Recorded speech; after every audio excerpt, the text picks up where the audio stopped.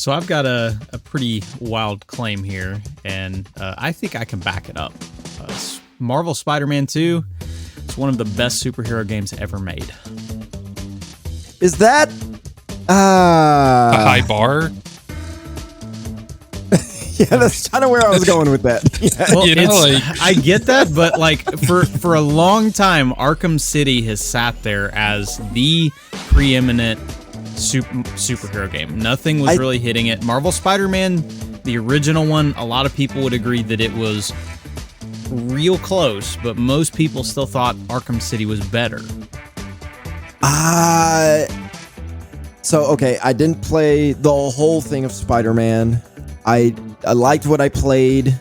I would say I liked Arkham City better, but that's because I played the whole thing. I know the ending. But there's actually still a debate about Arkham Asylum versus Arkham City, which Arkham Asylum is more I'm linear. right there with you in that I personally think Arkham Asylum is better than Arkham City, at least on a personal note. I thought the way that it was handled was better. Like I recognize how good City is, and the whole jump to open world is pretty amazing with what they were able to do. But I just like there's a lot with the levels. Like there's nothing like the Killer Croc in the sewers and the Scarecrow levels that they did. The whole game felt like a linear set piece, and it worked for the story and all that. It was fantastic. Agree. I like City better, but I agree. Yeah. Asylum is wow. Still, Marvel Spider-Man 2 goes ahead of them. It goes ahead of them. It is. And really the main reason to this, and the surrounding game, I'm going to get into that as to why the gameplay is so good, why the open world is so well built, all these different things that that Insomniac has done and put into this game.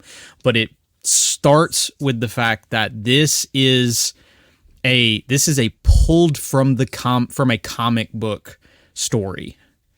And not only is it just perfect in the way that they have set it up, but it's emotional, it's heartfelt, and it's personal. Like this is engaging you on just a completely different level with the way that Insomniac has crafted this superhero story. This is some of the best character writing you'll see in a video game that's superhero or otherwise. Like I'm being okay. That's a claim. It's and I think that it's completely true. Because playing this, they well define each of the acts of the game. There's great twists. They back up what they're doing. It's not just, supervillain does the thing, and that's why this happens. The beginning acts, the Spider-Men that are here, they're not chasing after villains just because they want to chase after villains. It's because these villains were freed by Kraven for his devious purposes. Like that he has a purpose behind all of this. That's why they're chasing after the villains. When you get to Act 2, there's a reason that the black suit Spider-Man, he's in play not because he's just going around to kick butt. He's actually pursuing a solution to a problem that he created by having this suit. And then the third act which is when Venom shows up. It's just wild. And crazy, and like I felt like I was reading a comic book, because one of the reasons in not video games, in movies and TV shows that we have such a hard time with comic books making their way over is just because there's so much you can't do. Because it can't happen in our world. Like it's just impossible. You're talking about live action. The way they're doing it. Yes, live action. Yeah, okay. Yeah. Video games offer this medium where you can still engage with it and feel that realism that you get when you go to a live action, but you still get that in a video game and then get to engage with it. And it's like engaging with a comic book. I kind of felt like I was reading a comic book as I'm going through this third act of the game. It's just insane the way that they presented everything. Is this you have to play it to understand what that means? Because I don't understand what it means. And I'm trying my best, because the third act is really one of the things that Sony doesn't want us talking about because of the subject matter of it. But right. So when I say it's just wild, it's wild. Like, it's over the top with some of the different things that happen when Venom comes on the scene. Okay, so this idea of like you feel like you're reading a comic book. What does that feel like? It's like if I'm reading Spider-Man 2 right now. So what does that feel like? I guess it's more the fact of things that are happening here are things I couldn't see on the silver screen. Like, if that makes sense. Things that you can write in a comic book. The potential absurdity that you'd see in a comic book is only capable through the video game space. But I'm being able to engage with it compared to it being flat on a comic. Like, even if I'm in a live action setting, there's still a difference in engaging with it compared to reading it out of a book. There's a life that it has. Yeah. It's like a comic book come to life in front of me. So I'm getting to engage in this absurdity. As I mentioned, that like it's some of the best writing. Story is one of the, we know that it's one of the most important elements to anything that you make that's Spider-Man. If a Spider-Man movie has a bad story, people don't like it. I mean, it just straight up. It doesn't matter if anything has a bad story, they don't like it, right? Yes, but sometimes you can at least get away with it in certain things. Like Transformers. I go there, I'm not expecting like this. The spectacle of it is enjoyable, even though the story isn't great. The Venom movies, my word, like they are fun, they are awesome to watch, but geez, the story behind them is rough. Like with a lot of what's going on. Marvel's Spider-Man 2 is just wonderfully crafted, and a lot of that is because you can tell Insomniac understands the characters, and that is something that you get in movies. And you see, we've focused all of our energy on the Spider-Man element, but they've forgotten the Peter Parker element, or they focus all their attention on Spider-Man or on Peter Parker, and then they forget the Spider-Man element, which doesn't really happen. Most of it, the time, we focused on the dude in the costume, and that's all we did. Right. The best Spider-Man movies are the ones that understand who Peter Parker is, and Insomniac understands this. They understand it perfectly. The first game was really well done with that. This game takes it to an entire new level. Peter, within the first hour of the game, loses his job. And like should we have put a spoiler in front of that? No, I don't think it's honestly. If it's Spider-Man, he lost his job. I mean, it's not really, there's been a lot of job losses this year. Okay, do we need to talk about one more? Yeah, it kind of just Spider-Man and losing his job just goes together, you know. And it seems at first you're like, man, this is kind of cruel, man. You did this to poor Pete again. But again, it's keep his job. Again, it's great story building because the reason, of course, is because he's having to chase a villain in the middle of having this job.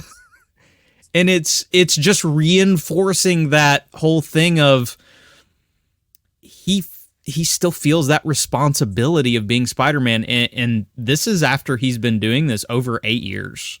Like that's the draw of this Spider-Man is he's been on the job for a long time. At some point, he needs to learn how he can become an influencer and like turn his Spider-Man-ness into money making, so he doesn't have to hold this job down. Then he'd have to compete with Jonah. So competes as you will. Peter's a little more Good luck, soft. Jonah. Peter's a little more soft-spoken. But all he has to do is show himself some action, and there, boom, there you go. TikTok. But it's this choice, you know, of being Spider-Man, and this responsibility holds him back, whether he likes it or not. And it's not enough just for that to be there. It's about the way that it's just constantly built on. Like the foundation, it's a foundational element of what Spider-Man has been for a long time. But unless you build on that foundation, you've got nothing to look at. And Insomniac does that. And even with his issues, it is nice because in the last game, and I'm sure Noah can back me up here, him and MJ's relationship was very exactly what it's been through the comics. It's that up and down, will they, won't they kind of thing. That there's an arc that goes through this game with their story, and Insomniac largely lets them be happy together in this. Like, I again, not too much of spoilers in this, but it's like, it's really Miles Morales came in and was like, you know what, MJ, it's me and you. Love triangle. No, that does not happen. But it's nice to see them both get to be happy. Like, you get those moments where you're playing this game and you're just smiling because the story's making you smile because you see this happiness. And does it feel cheesy? Oh yeah, well, Spider-Man is cheesy. In the correct Spider-Man way. In his way, it's cheesy. Yeah. It's okay. Again, and I'll get into that I think a little more here in a second. But Yuri, perfect Spider-Man. Yuri Lowenthal does the perfect Spider-Man. You can tell that Insomniac, not only did they understand the character, he understands what the character's supposed to be doing. So he's voicing it perfectly. You feel all of the things that he is trying to convey through his performance, which is, honestly, it's really impressive because he's not this isn't like God of War where Christopher Judge is actually doing a lot of the acting. I know that Yuri still does a lot of it, but he does have a model that they're basing a lot of things off of. So it isn't always Yuri's like just doing all of these things. But yeah, it's nice seeing them happy. Spoilers, Harry Osborn comes back. It's already in the trailers. Everybody knows Harry. Harry comes back on the scene. We know from the last Spider-Man that he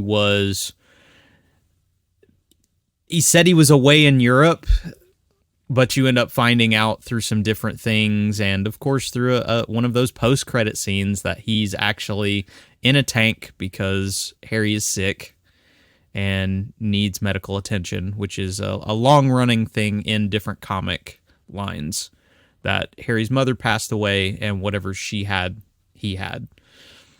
So he comes back and they're back and forth. It's just perfect. Like, I have a couple of different friends that, and most of us do, you have that one person that you could not see them for several years. You go hang out with them, it's like you never left.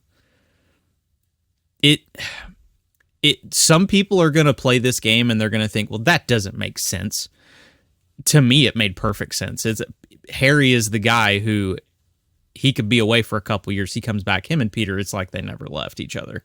Like they're just, the back and forth's perfect. They're doing a great job. And then all of their conflicts that do arise as the game goes on, it always feels real. Like, none of it feels like it's this manufactured, made-up stuff.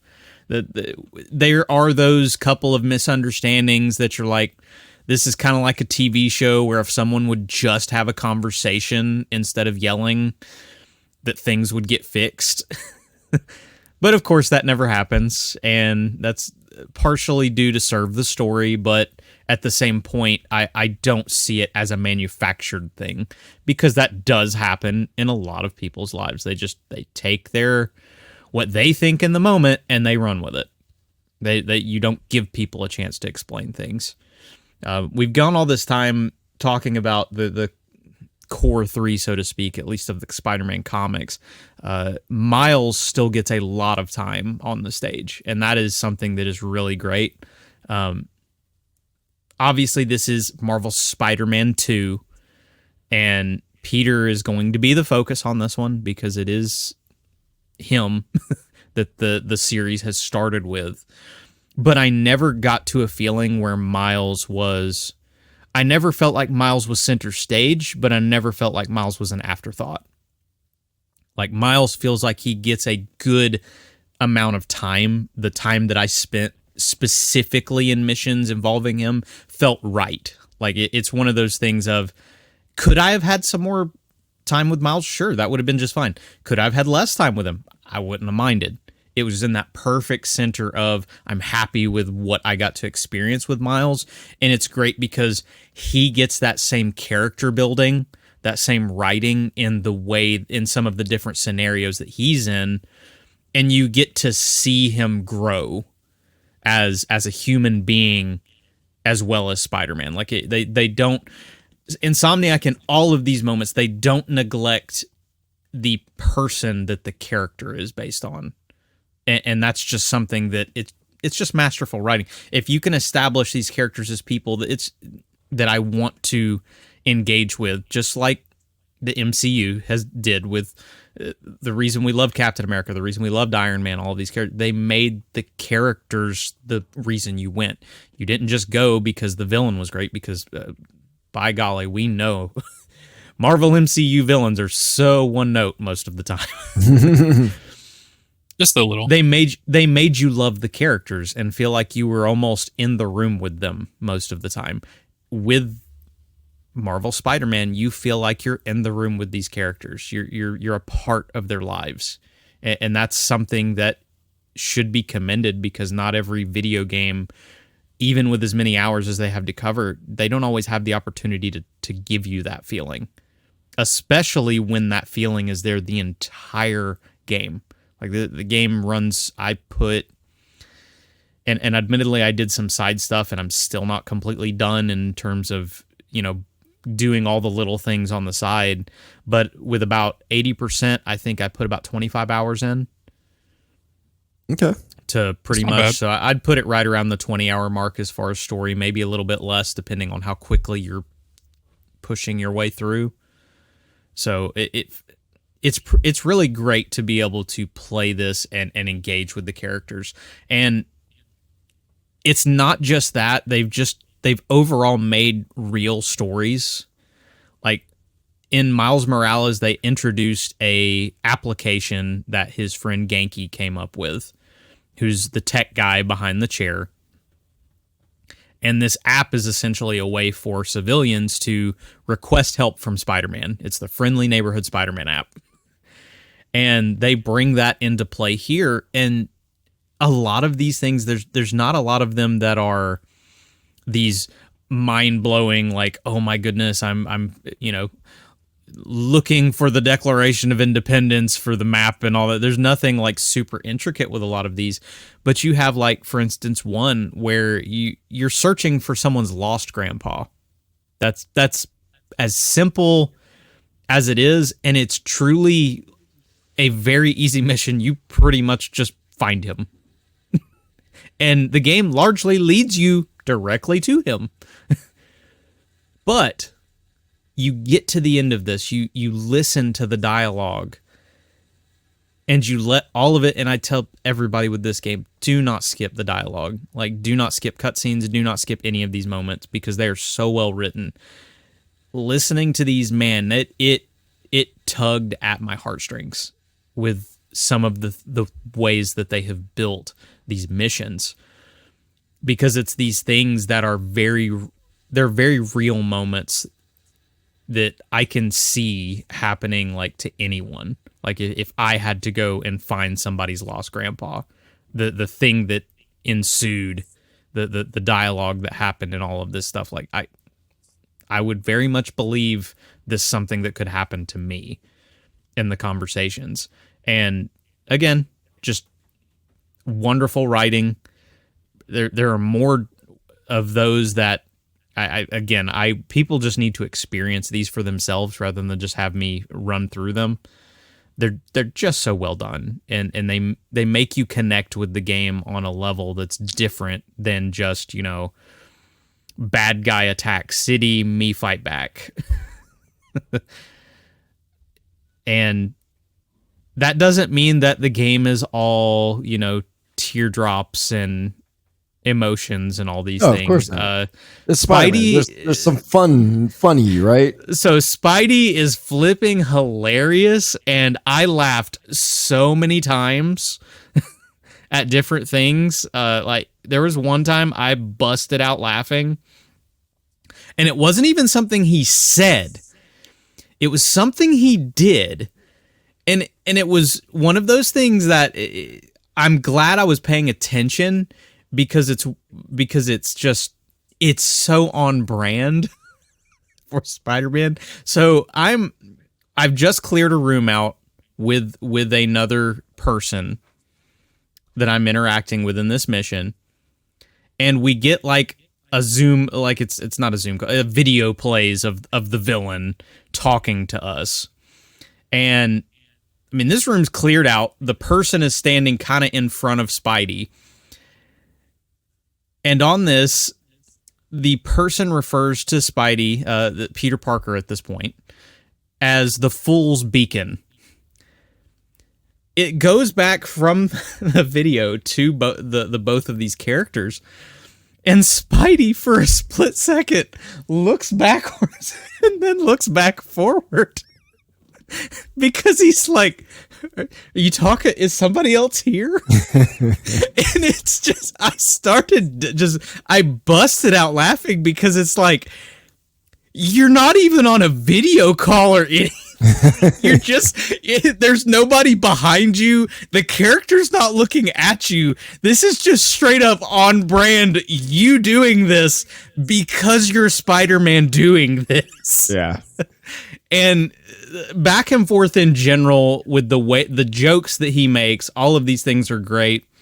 There's in one of the trailers, people may remember that this big Craven henchman comes through with a bear skin on his head and everything, and he knocks down like this tree, and then Spidey goes, "I didn't know there were bears in this forest." Oh yeah. I hit the actual moment of that in the game. It is way funnier than just that. Like, there is other lines. And not only are there other lines that are made me laugh even harder, but it's also the context of what this forest is. Like, it is way funnier than it should be. And again, when you can hit the emotional levels, which is like bringing me to tears, and then you can hit the funny levels and I'm just laughing my butt off, you're just doing it perfectly. And it's just attention to detail, reading the room that you know you are going to have in each of these moments. And that's impressive considering there's a bunch of rooms that you have to read when it comes to 30 hours of content. Like I said, the voice cast, absolutely perfect. Yuri Lowenthal's perfect. I believe it's Najee Jeter is Miles Morales. He does a really great job as Miles. Laura Bailey, she's just fantastic in whatever she does, but she does a great MJ.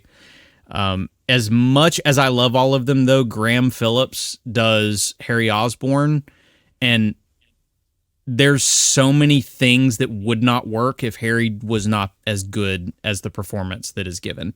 Graham Phillips does a phenomenal job as Harry Osborn. Have to give him a lot of props. And Tony Todd, you can't pick a better person to do Venom. Venom's voice is, I just wanted more of it. Like that, I just wanted to hear it constantly. Because obviously, given the game is only so long, you don't get it for the whole entire game because the Venom isn't properly introduced. But man, when you get him, he's perfect. So it's just very nice. It's just so well done. It's so well done with that. Missions. It's awesome. I didn't have to chase any pigeons. Okay. That was something that the very so again another spot where Noah can back me up. The first game did have quite a few, what's the word for it? I mean, for lack of a better term, repetitive missions, where it was a lot of doing the same thing because we're playing an open world game. Like it's an open world, so you're gonna have quite a few of those. I'm proud of Insomniac because they improved on that. They actually went in and thought, okay, if we're still going to have this be a part of our game, how can we take this and still manage to mix it up? So one of the things that everybody remembers in the original Spider-Man is you had to do lots of scientific formulas. Like you were constantly like mixing, like it was these little puzzle things, and it could get a little bit old at times. What was great is even though scientific formulas come back in, Insomniac has done a much better job of pacing those so that they show up more in specific story elements as well as only in a couple of these sciencey kind of side things. So it doesn't feel like I'm just constantly doing the same thing over and over, or that there's a quota of these things that I'm trying to meet. And mixing it in rather than making it this thing that, okay, well, I want to get the trophy, so I'm just going to do all of these in a row. That makes it feel better. Even when I was chasing down a lot of these side missions, there are some that do feel samey. I'm not going to say that all of them are just perfect, but Sure. There was no levels of repetition that I feel in a lot of open world games where it just feels like we threw this in just to make you have just to give you something to do. Like everything feels like it has a place in Marvel Spider-Man, and largely it's in Marvel Spider-Man 2, it feels like everything is there for me to discover as I play the game, as opposed to like, oh, you should do all of this all at once. Even if I do chase it all at once, that's kind of my fault in that terms of it becoming repetitive compared to the way they've built it makes it so you don't have to chase things all at once. So they're purposefully placed is what you're getting at. Very, very purposefully placed. One of the cool things, they do have kind of an augmented reality style to the way that your mask works. So it's very easy to see. Instead of me having to constantly pull up the map and drop markers to see where things are, as soon as I hit the Spidey Sense button to like do the detective vision thing, I can actually see specifically where these different markers are in my area, kind of floating above the city in this augmented reality style. So it's one of those things where they've made it easier for me to focus on my immediate area without pulling up the map just to chase specific objectives. And that's appreciated. Beyond that, the street crimes, something that was very repetitive in the original game. These just pop up and you have the choice to do them. They were actually tied to your completion rate on the districts before. Where like in the sense of like you would 100% like Brooklyn, or you'd 100% Harlem, or all these different things. They're no longer a part of that at all. These are just persistent crimes that just happen as you're in different areas. So that to me is a perfect way to keep your most repetitive task from feeling repetitive, in that it is a do it if you want to task. It's not a required task for completion. It's actually just there because if you need to earn some suit tech or some tech parts so that you can upgrade your stuff, you can go do it. So it's just nice to have just this persistent thing that I can go and chase whenever I want to. Also adds obviously replayability to the game in the sense of at least there's still something to do if you're just web swinging around bored. Beyond that, when you do these crimes, one of the coolest things ever is that depending on which Spider-Man you're choosing, the other Spider-Man might be there already fighting. So when you all of a sudden run in and all of a sudden there's some back and forth where they're talking, hey, you mind if I jump in on this? Kind of that kind of style thing. And then they've got some really cool tag team attacks that just automatically happen as you're fighting. It's just really cool. Like there's nothing cooler than, oh, I just ran into the other main character in the world. Like, it's something that, you know, made GTA, because couldn't you do that in GTA 5? You could actually run into the other character. I didn't play enough of that. Okay, yeah. I don't remember that, if that was a thing. But if it was, super cool. And it's super cool in Spider-Man running into the other Spider-Man. Beyond that, you're watching on the screen as Spidey is gliding on the web wings and everything like that. We all know in a Spider-Man game, that's another thing that's super important, is traversal. If you can't have fun web swinging, the game sucks. Let's just be honest. They would have done it badly. They just took what web swinging they had and they just refined it, made it great. In Marvel Spider-Man 2, web swinging was never an issue. It's good. It's just great. Web swinging around, doing your launches to a point, all these things, just fantastic. The web wings are just as awesome. Like, if you thought gliding around as Batman was cool when you were in Arkham City and all these things, oh man, this is like 10 times cooler. like no joke. Web gliding around, because it's seamless. Because I will like web swing up, do a backflip in the air, and then drop straight into my web wings and just fly around, and then just instantly, if I need to gain some more height in the air, immediately just web swing right back up and then hit it again. Instantly web gliding around. No delays, no nothing. Sounds very Just Cause like. It kind of is. That is something that you could compare it to. The only difference obviously is Just Cause is a lot more over the top compared to what this is, so to speak, because I'm just talking about in terms of being able to grapple hook to something and then immediately jump into the wingsuit and then continue to build your momentum with the grappling. So, I mean, this is Spider-Man, so it's going to be more acrobatic and flashy and all that. So, but it sounds very much alike. Well, and we all know that that's part of what makes Just Cause 2 so fun. So it just, for Spider-Man, it's perfect. It's just, especially the wind tunnels that they have in the game. You probably noticed these little circular things. It looks like you're doing a time trial. You are not doing a time trial. Those are actually the wind, and they always are in the same place, so you don't have to worry about these changing up as you go through the game. But these are just the direction of the wind as you are gliding around the city, just where the wind is trapped, and kind of giving you this perfect avenue of, I can jump in it and it will just I can glide around and get some extra air, or heck, sometimes you just don't want to hold on to the controller, have to worry about it for the second. So it's kind of nice to jump in them. They're pretty good length of wind tunnels too. So it's never one of those where you jump in and you're just, in 2 seconds, you're all of a sudden having to switch out unless you jump in right at the end. I also managed to, one of the achievements in the game is to go from almost the bottom of the map to the top of the map. And that includes the fact that you are going over the bay into like the Brooklyn area. Sure. And I was able to do that using the wind tunnels and the web wings without touching the ground once, and it was actually pretty easy.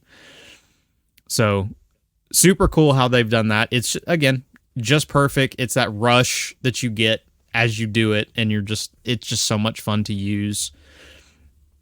And then they've even got it where you can do the old slingshot in this game that was that most people will remember from the original Tobey Maguire Spider-Man movie, where he webs the flagpoles and then stretches back to shoot himself across. Oh, yeah.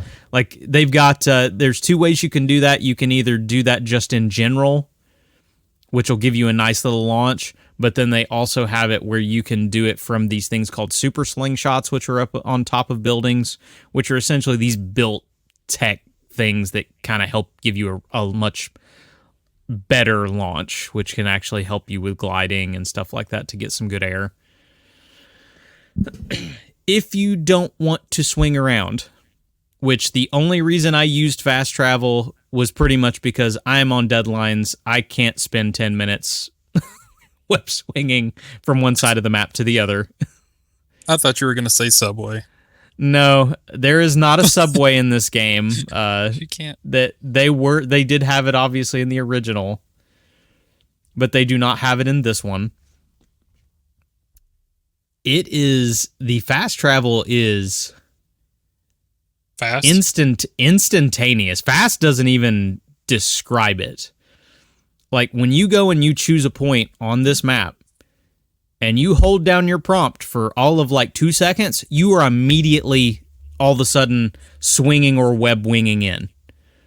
The only reason it might take an extra second for you to get there is because it had the game has to essentially put you between buildings. Like, you can't fast travel on top of a building. It fast travels you to and in between of the buildings, so that the whole putting you in the action of gliding or yeah.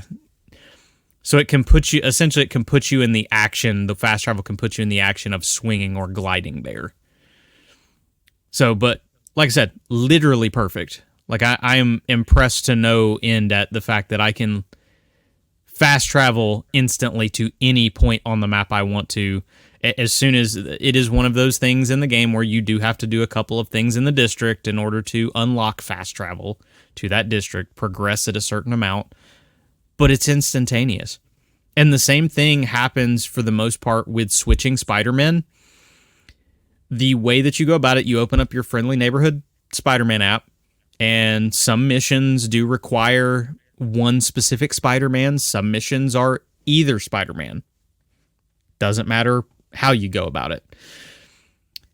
But in that area, you just press the button to change over to your selected Spider-Man, to the other Spider-Man, and it fades to black, and within a couple of seconds, all of a sudden you're in a quick little cutscene of the Spider-Man doing something in that same vicinity where you were. One of the things that it does in that compared to fast travel is it doesn't take you to... I'm assuming this Spider-Man is not persistent on the map at all times. I'm sure that would be a lot of computer power. So it is essentially placing this Spider-Man on the map. The reason also that it makes a lot more sense to just place this Spider-Man in your same vicinity rather than sticking you on the other side of the map is I could have just, as Miles, web swung all the way over to where Peter's mission is. And then realized, crap, it's Peter's mission.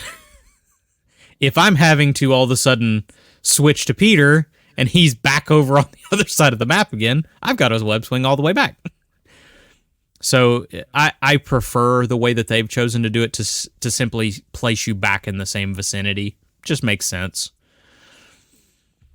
But it's loading speeds are just insane with how that they've done all of that. The city is humongous, so it's even more impressive that they've managed to do it. It's beautiful. I believe I've sent some screenshots. I think I sent one to some of the different GT staff. Like this city is just incredible. I could not stop snapping pictures in photo mode of just how New York, and then them adding this side, the Queens and Brooklyn and all this side is just incredible. This is not just a reskin. They did not just take the Spider-Man 1 map and just... Well, there's a ton of Twitter people who apparently think that this is just a DLC. So, whatever you want to think, this isn't a reskin. This is just, it's humongous. It's just a huge space. It's so much fun to swing around and feels alive. There's a lot of cars and civilians. Even in performance mode, there's a lot of life going on in the city, which gets even more packed when you go into fidelity mode, because that's more what fidelity mode is for. Because interestingly enough, every mode in this game is in 4K. Every mode has ray tracing. You just make different choices based on the frame rate you want. And it's really great running around that, but then Insomniac has built, as is with, like, for instance, Batman and such, there are some places you'll go into that are level-based in certain story missions that you are not part of the open world. And there are just some amazing-looking set pieces that have been built. Like, again, we talk about comic books, we talk about movies setting these big stages and making you invested in, oh man, this is just so cool. Sometimes you have to wall off levels to make something, to be able to build something that feels fresh and doesn't feel like it's just another part of the city, because it just can't be a part of the city. And Insomniac does a great job of making just some breathtaking set pieces, especially for some of the boss fights. Some of the boss fights are just awesome. And it's not just because the boss fight's awesome, it's because of the level that's been built that is awesome. You meant, I want to go back just a little bit. Okay. When you were talking about switching between Both Spider-Mans? Yes. Can you do it at any time? I mean, besides, like, for instance, like the gameplay video that you're seeing right here, where I'm like where you're in the middle of a story mission, which this is the gameplay video from May. Unless you're like in the middle of a story mission, you can literally switch whenever the heck you want. Okay. Like it's legitimately, I can swing around the city as whatever character I want. In the open world, you can be any Spider-Man you want. The only stipulations is if you're in a story mission, it's dependent on what Spider-Man that story mission pertains to. And there are some story missions where you will play as both. Sure, like it will switch you depending on what's going on between the two. One of my favorite components of the first one was the combat. Like, I really enjoy like the brawler beat 'em up kind of thing. What's different this time around? Like, what have they added? Okay, so and that great segue into that, because that was kind of the perfect way to go next. So, as you said, the combat was fantastic. So it's kind of hard to be like, let's overhaul the system. Because again, if it ain't broke, there's no reason to fix it. And you have to look kind of like Arkham City did. You have to look for ways to enhance that combat experience. And the way that Spider-Man has done that is there's obviously a lot of different things with. I like how Spider-Man's is similar to Batman's, except for it's more aerial. Like, you're doing a lot of kick a guy into the air, juggle him a little bit kind of stuff. And there's a lot of focus in that with some of the different skills that you acquire with, like, I can't tell you how many times I would launch a guy into there, punch him a couple times, and then do a dodge to end up on the other side of him to block some bullets, and then punch him again, and then web sling him down onto the ground and him bounce him right back up to keep hitting him. So that's a joy. The core combat, again, did not need to be messed with. What makes everything deeper is, and I know you will appreciate this, Noah, they've added a parry system. I do love me a parry system. So the original game focused on dodges, like, and like if you could dodge, and then if you got a perfect dodge, you would actually be able to get off a free web shot to the guy's face, essentially, to protect you from said guy who's shooting at you. With this one, anytime you're in that same situation where essentially you get the spider senses telling you that you can dodge something, but then if it gets red, it's like the indication of, oh, it's about to hit it, and you can get a perfect dodge. It's the same idea with the parry system. And one of the things that they have integrated into both Spider-Men is, we all know about Miles having his Venom abilities, the electrical powers that he has. His parry is based off of those electrical powers, so he'll kind of do this electro burst that'll kind of block whatever hits, and then he's able to follow it up, obviously, with some really heavy strikes. Peter, on the other hand, they decided, let's just make his Iron Spider legs a permanent part. So the arms of the Iron Spider that are coming out, they're a permanent part of his repertoire, not in that they're always out, but that you use those in the parry, which kind of blocks, opens up, and you can really hit home. That also makes the heavy enemies a lot more, and I don't want to say intricate because that's not the right word for it, but it's just there's an extra depth to the heavy enemies, because the heavy enemies were more of a, okay, I have to pretty much just manage to break their block and then just punch them until they're dead. Now you get these opportunities to parry them, and there are even certain attacks which are, you can't dodge, it's only parry. So it's adding these interactions which mix up the combat, because originally it was dodge, then punch. That was pretty much all you did. Dodge, punch, kick. This is, okay, I need to dodge right here. Oh, maybe I should parry right here. Oh, this enemy is doing this attack, I have to parry right here. That's the only thing. And then there are certain attacks, it's like, you can only dodge.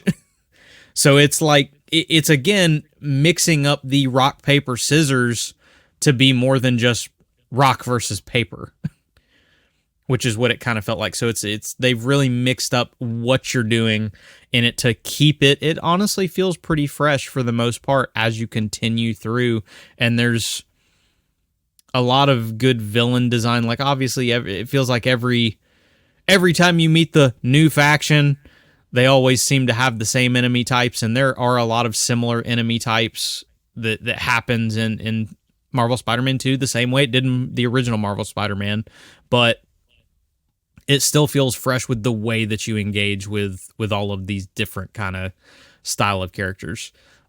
Two of the other things that they've done is they've added abilities, which is something that they experimented with in Miles Morales, where Miles had the ability to, I'm sure you remember it, Noah, where your electrical abilities actually came into play with like the punch, the electric punch, and then like the all of these different things. Yeah, like some of your like upgrades and stuff, I believe, Yes. revolved around that. And that's actually something that they've made a permanent part in this, in that you have I think it's R1 and or an L1 and face button, and you have 4 different abilities you can use, and there are based on the story, there's actually some upgrades you get to that as you continue on. Similarly with Peter, his Iron Spider arms are also part of these abilities, these special attacks that you can do, which also help mix up the combat, because sometimes you'll be in that moment of, oh crap, they have because the game can obviously handle more on the PlayStation 5, there are more enemies coming at me than I would normally face. I've got to beat up a lot of people, and when you can suddenly use your Iron Spider legs to do a special attack that lifts several enemies up in the air, that is certainly very useful. Or that you can upgrade to where you do this kind of spinning tackle, which launches a couple of them into the wall and automatically webs them to the wall. Like it can change your actual fight completely just in these abilities that they've added. And part of the way that they've focused on that is they've actually lowered the gadgets. I really enjoyed the gadgets in the original game, but you could tell even in Miles Morales that they were trying to do more with less, because the original game had, I believe it had seven gadgets. It was kind of Ratchet and Clanked, and that you were constantly swapping between these different gadgets trying to do these different things. With Spider-Man, with like laying down a laser activated trip web mine and these different things and stuff. And I think Insomniac was like, well, we kind of overdid it. And now you've just got a couple of different gadgets in this one that you use, like a web grabber where you throw it down and it shoots out like a couple webs and pulls everybody together and they smack together. And you can upgrade that so it'll even grab some of the throwable items in the environment and do some damage when it smacks into everybody. Like it'll grab a barrel that you could grab and throw yourself, but the web grabber will do it for you. And so there are only 4 items in that, and those are mapped to your L1 or your R1 face button. So I feel like they've also made the controls more approachable, and that I'm not pulling up a weapon wheel of gadgets and having to choose which. I forgot about the gadgets half the time. And a lot of the time I would think I switched to something in the weapon wheel, and I didn't. So being able to just hit a combo, essentially, and use a gadget has made my life so much easier when it comes to Marvel Spider-Man. And there are some ultimate abilities. I don't want to go like heavily into all those, but they are a lot of fun to use. Especially, and I will touch on this briefly, as soon as you get Black Suit Spider-Man, man, those Venom abilities. I mean, we just watched the trailer, the gameplay trailer. Oh my gosh, it's so much fun to like just launch out the tendrils and just slam a dude down on the ground. I'm a hoarder when it comes to skill points. I am terrible. I will not upgrade things. I will just straight up not upgrade. I have gotten to areas in video games where I'm struggling, and I go back and I look, and I've got like 20 skill points. I upgrade and then I win the fight easy, like literally easy, because I suddenly had more combos and ways to do it. That did not happen when I got the Black Suit Spider-Man, because dear God, I was like, upgrade. I'm like, crap, am I going to lose all of this as soon as I have to fight Venom? As soon as Venom becomes a part, am I going to lose all of this upgrade? And you spec'd into the wrong tree. Exactly. I spec'd out something that was only available for so long, because I thought about that well after I'd already added. Like, I bought almost everything. Poor Miles is over there like struggling as Spidey, and I'm like, let's get more Venom abilities. But oh man, and then the ultimate, when it's like when you play God of War and you use the Spartan Rage, but turn it up even more. Like, because Spartan Rage in God of War is cool because you're just wailing on people. Like, when you use the ultimate, like when you're doing finishers in Spider-Man, it's one of the coolest things to do in the game. Do you remember the finishers, Anthony? Like, where it was, okay, so it was you'd be beaten up on a guy, and because your combo hit a certain amount, you would have the option of hitting 2 buttons, and it would be this instant finisher that was just this, like, stylish, like, slow-mo, like, punch the guy down. I do remember that. Kind of thing. Yeah. Had the big, like, the big boom. Super cool. When you hit the Venom, the Black Suit Spider-Man ultimate, everything is a finisher. You punch 2-3 times and boom, finisher. 2-3 times, boom, finisher. Like, it is like you are going ham on people. And it's like, this is being Black Suit Spider-Man. And it's just perfect. I love it so much. For those people who still want to be the stealthy Spider-Man, you still can. I will have several videos where I went around certain facilities and no one knew I existed, because Spidey was one of the new things is a web line where you can essentially make kind of like Batman had that dual grapple that you could do that would create a line to go on. Yeah. And I was using that all over the place. There are still poor thugs that are hanging from it. And because I remember playing Batman and my dad being like, what are you doing? Because I kept just jumping from gargoyle to gargoyle, like trying to use the bat grapple to like hang them from them every time. Oh, sneak attack, yeah. I had those poor thugs were like terrified. The one poor guy that was left, because nobody knew I was there. And you can still do that in Spider-Man. It's just so much fun to run around and do that. So happy that that's still a part of the game. It's obviously not every single engagement you have, but it's fun to do. Suits, one of the few things that I do not like is that they've made a certain change to the suits. In the original game, there were what were called suit mods, and it was essentially perks.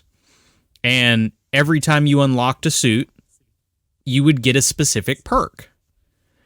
That is no longer the case in Marvel Spider-Man 2. Suits are purely aesthetic.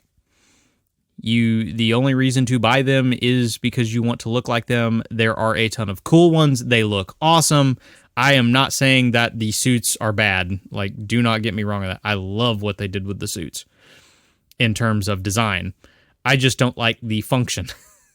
Because it used to be the reason to buy all the suits was, I can get all the perks. Now there are no perks associated with them, and instead they are in their own little skill tree thing where it's essentially boosting your health, boosting your damage, boosting your stamina kind of stuff. And I feel like it's a little more boring if I'm being real with it. But, we still got tons of cool suits. There's over 65 suits in this game. And they are pretty much all super cool. So, can't say anything bad about that. Another thing I can't say bad about, and this I even wrote it this way. There are going to be some people who are going to groan about it. the Mary Jane stealth sections are back in this game. Oh, Exactly. Noah's done. He's leaving. I didn't mind them. I don't know. I didn't mind them. So, yeah. so there was a lot of people that really hated these sections because, I mean, they're pure stealth sections in that Mary Jane is just, you cannot encounter a villain. Like, you are screwed. It was all throw something to distract, very slow movement, all these things. She's sped up in this, but they're also going with the idea that she also has some training from Silver Sable from the last game, and she has a taser. So you can actually go up and incapacitate bad guys when you're in these sections. And it even gets upgraded a little bit later down the line to do some other things.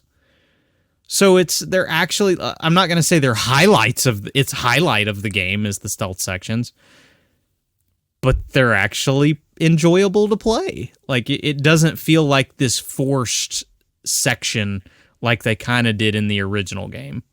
Like, it kind of felt like it was we want you to play as Mary Jane. We're going to put this here intentionally because we want you.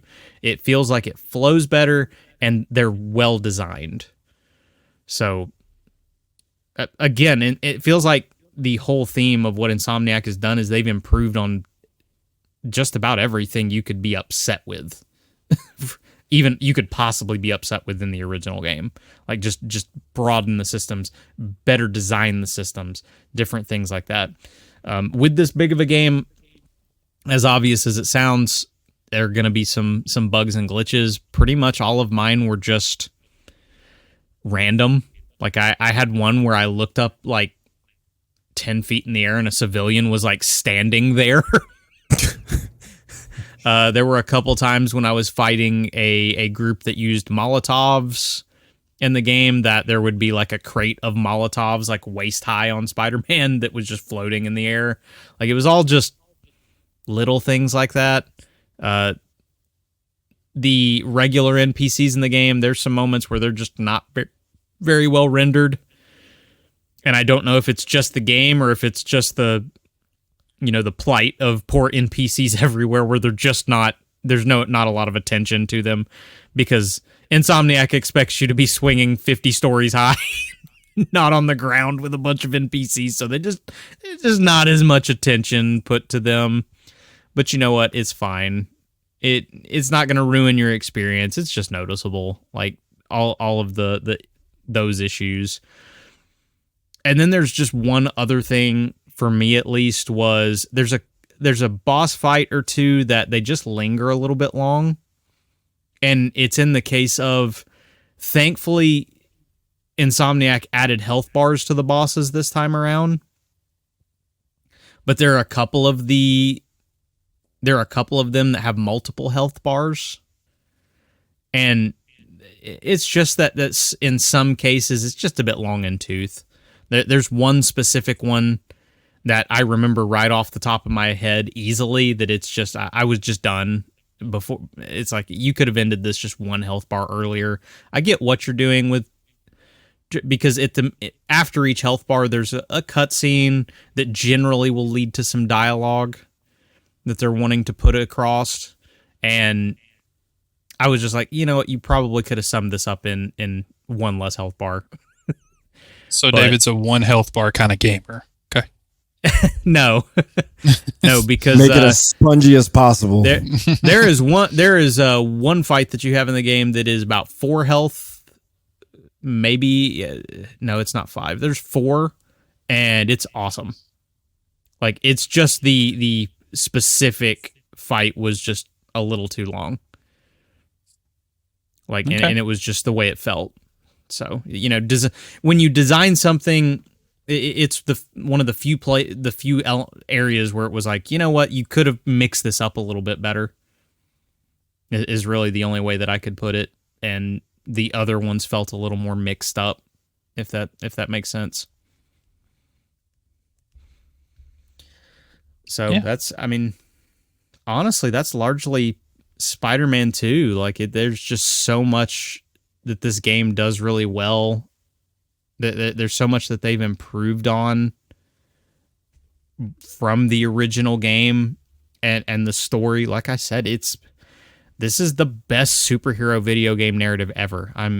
I can claim that easily, just because this is a team that understands the character that they're working with, and even more understands the entirety of the universe.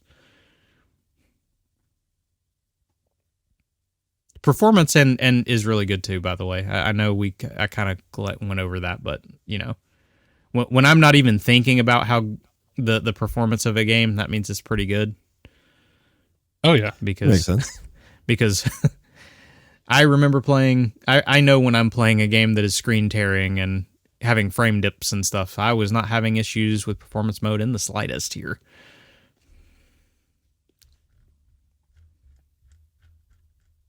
Okay. Yeah, so you want the big reveal on the score?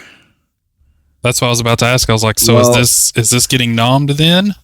Do you think? You've said perfect, I think, 8 times in describing pretty much everything. The story was perfect. Miles Morales and the characters' development was perfect. Combat was perfect. I think an 80 is what your score is going to be. Great. You know what? I just don't think that comic book would sell The Great Spider-Man. Yeah. Yeah, doesn't have the ring to it, the charm. So with my tagline, I went straight to the comic books. I went with spectacular, sensational, and amazing, because it is all of those things, and I went with a score of 95 out of 100. 95. I was actually thinking 100. I was thinking 100 too. Yep. Why? Yeah. What was the 5 off? I think it's just the minor technical things, and then, like I said, that couple of boss fights with just a little bit. I could even. I won't put the suit mods thing as a con necessarily in the review, but to me that was just that little. Again, just a little hesitation with it. What were your cons? Some of the boss fights are a bit too long, and minor technical issues. Like I said, I don't know that I don't think I'll put it as a con, but the suit mods thing, I think that's more personal preference than it is necessarily. A whole review is personal preference, David. Yeah. Okay. 95. That's still a I was score. Yes. My pros were the best superhero video game narrative ever, outstanding traversal, improved first-rate combat, and marvelous characters and character development. And then there's one more that I'm still deciding on, because again, this game just does so many things well. It's hard to narrow down some of the pros just because of how well it does things. There are some that are obvious, but I got to figure that one out before we drop when we drop this. And as of this recording, the review is now live, so go check it out.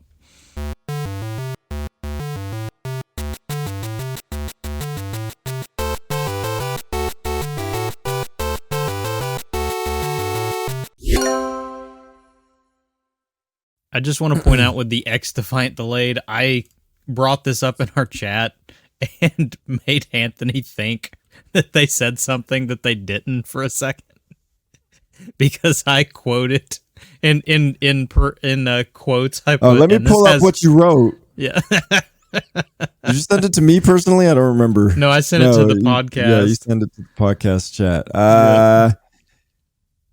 Wait, where is it?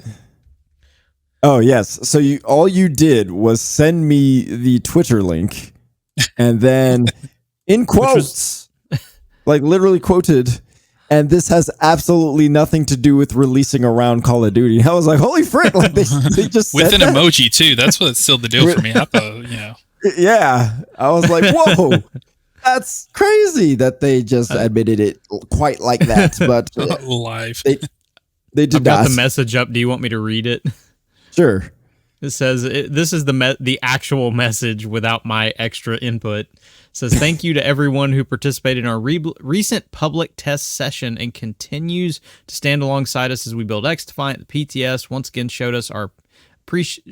showed us your appreciation for our fast-paced gunplay, uniquely crafted maps, objective-driven modes, and iconic faction roster.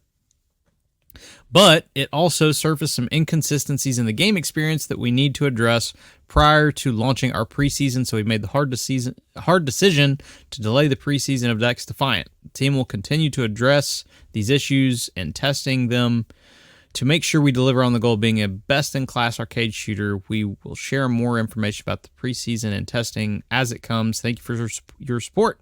We're working hard to make something really special, and we couldn't do it without you. So the fun thing in that is it's delayed indefinitely. Yes. Which I take to mean delayed until people get to the cycle of COD where we're bored and mad at it. Exactly. We're all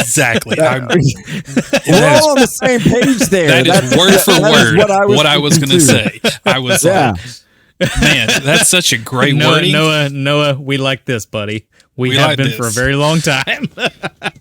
Well, I'm on the same page too. Don't leave me out. Anthony, we like this, buddy. Thank you. There you go. So I mean, we have talked about XDefiant more than I would like as the host and producer of this show.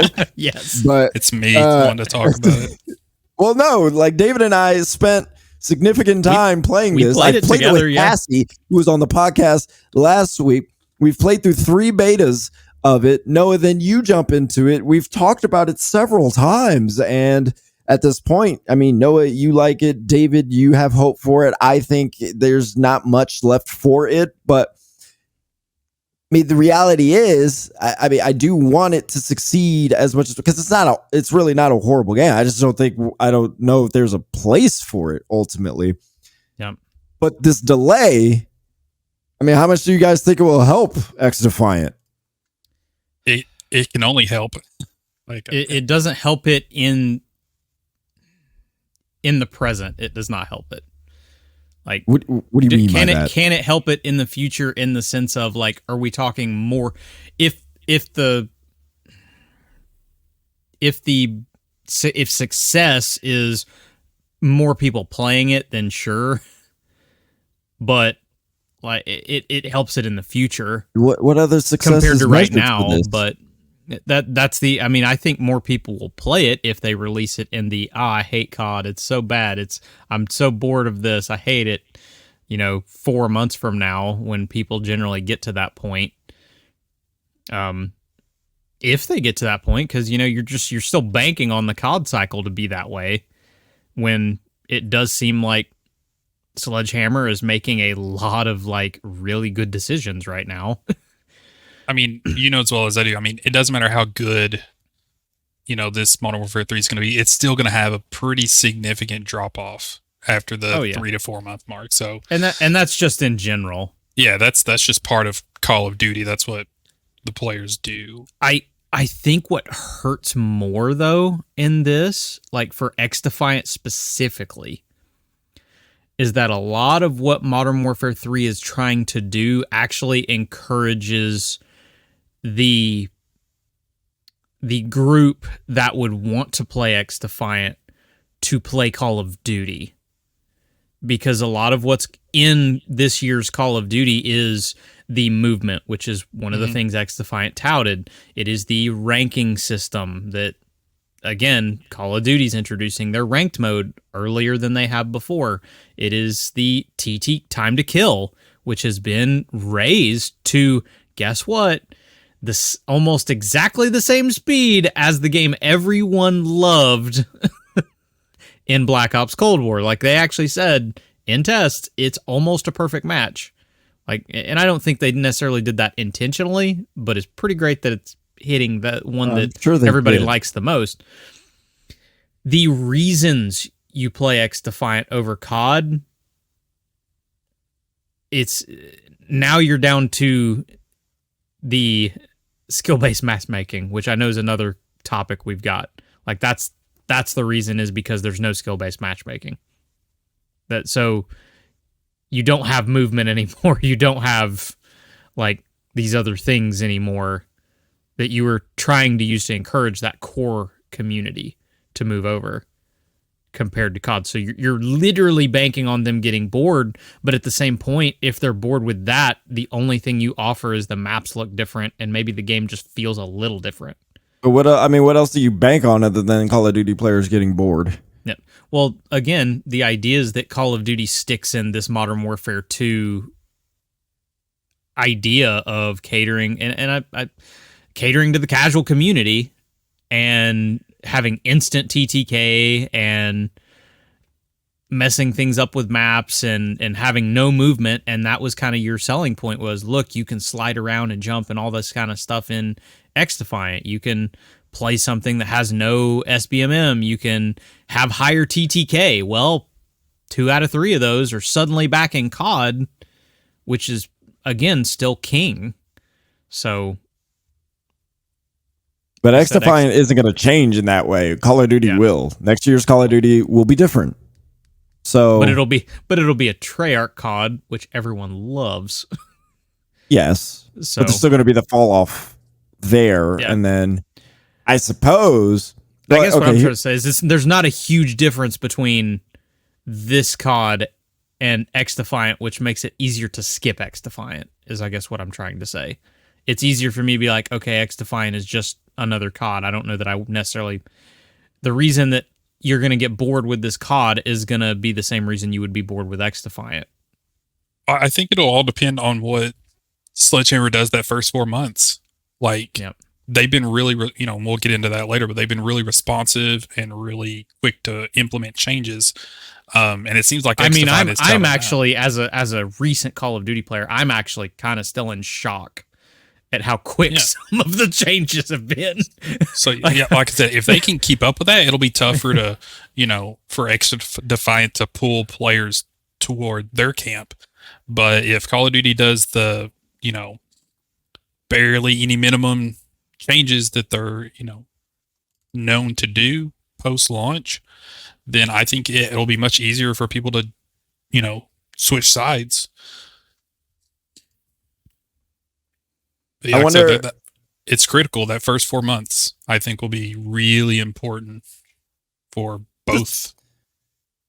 This could be people's 1A, where they don't feel like playing Modern Warfare 3 anymore, but they still want that, whatever Black Ops, Modern Warfare 2 style of play. And so there's XDefiant.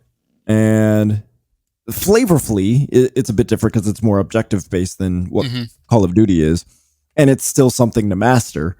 So if people get tired of Modern Warfare 3, they jump over to XDefiant. It feels similar in movement and style, objective based, and then Ubisoft San Fran is good at putting out good events and other, live service trappings, then it could, at the very least, have a very consistent fluctuation of players throughout its lifetime that could keep it afloat. It is fighting an uphill battle, though, because I think they were wanting to get it out before Modern Warfare 3, but now it's like they have to make sure that their maps can compete with remastered Modern Warfare 2 maps. Yep. Not to mention there's rumors that they're theming the seasonal content for Call of Duty around previous Call of Duty games. Like, there's going to still be some new maps, but if we get stuff like Raid in this game, like if they somehow bring like Modern Warfare into like Black Ops or Black Ops into Modern Warfare and stuff, like it's gonna, the seasons are gonna be bangers and it's gonna be hard for anybody to want to leave. I agree. That's the whole point. You want people to stay as much and play as much as possible. I do think that they pushed it out to kind of see what Modern Warfare 3 is going to do this holiday season and stuff, and then they can adjust their course, on how quickly they want to try and get it out. I don't think they did it to see what they're going to do. They already knew what Modern Warfare 3 will do to them. There's not much with that. But the benefit of them delaying is they can change direction a little bit. You don't want to do it. I don't know. It's kind of tough because it's a live service game. You don't want to go in with stuff not already ready to go. We've seen too many live services make that mistake. So they might have to take a hit on the first season and maybe make some adjustments for the second and third season. I don't know, but they do have the benefit of seeing what Modern Warfare 3 does with the delay. And I do think they do have some issues behind the scenes with with certain things in the game, like because as they've said, they should have been out before now. There have been issues with certification process and different things. I really do believe that there are some. This isn't just we want to wait until Call of Duty's out. Is that a huge factor? Yes, but I do believe that there are some behind the scenes issues in game that they're trying to work on as well. Yeah, you don't not release a game that's finished because of Call of Duty. So when do you guys think it'll launch? If I'm XDefiant, I'd be looking at March. I think April. I think Ubisoft's that summer, about to ramp up that summer. Kids will be home. Yeah, Ubisoft's fiscal year starts in April. So, what better way to launch than just do it on Ubisoft's first day of fiscal year 2020? April 1st. April Fool's Day. Boom. I don't even think they should say anything else about this game, though, and let people kind of forget it exists. I can totally agree with that. What Multiverses is doing, because a lot of people have been fatigued over the idea, like, oh, you've had all these like open betas and all this stuff, and you still haven't released. When are we actually going to be able to play this game consistently? Kind of go dark for a bit, yeah. Yeah, just people nothing. Can forget that you can be too transparent. Like there is good transparency and there's too transparent. Yeah, they've overdone it. So at this point, they should say nothing. Like you said, Noah, go dark. And then April 1st, remind everybody, it's not a joke, but we out. We here. Yeah, and then have a big dope event. I would even say host a tournament. I think that would be really fascinating. Get some pros up there, do whatever you got to do. They've done that once technically. That's how they introduced the game, yeah. But I mean, with everything fully done, fully fleshed out, I don't know. It doesn't have to be a tournament. They just need to do something big, have a big splash, have a big event, something to really draw the interest. I wouldn't throw it on April 1st for the sheer sake of if it flops, man, they're going to use that as a meme.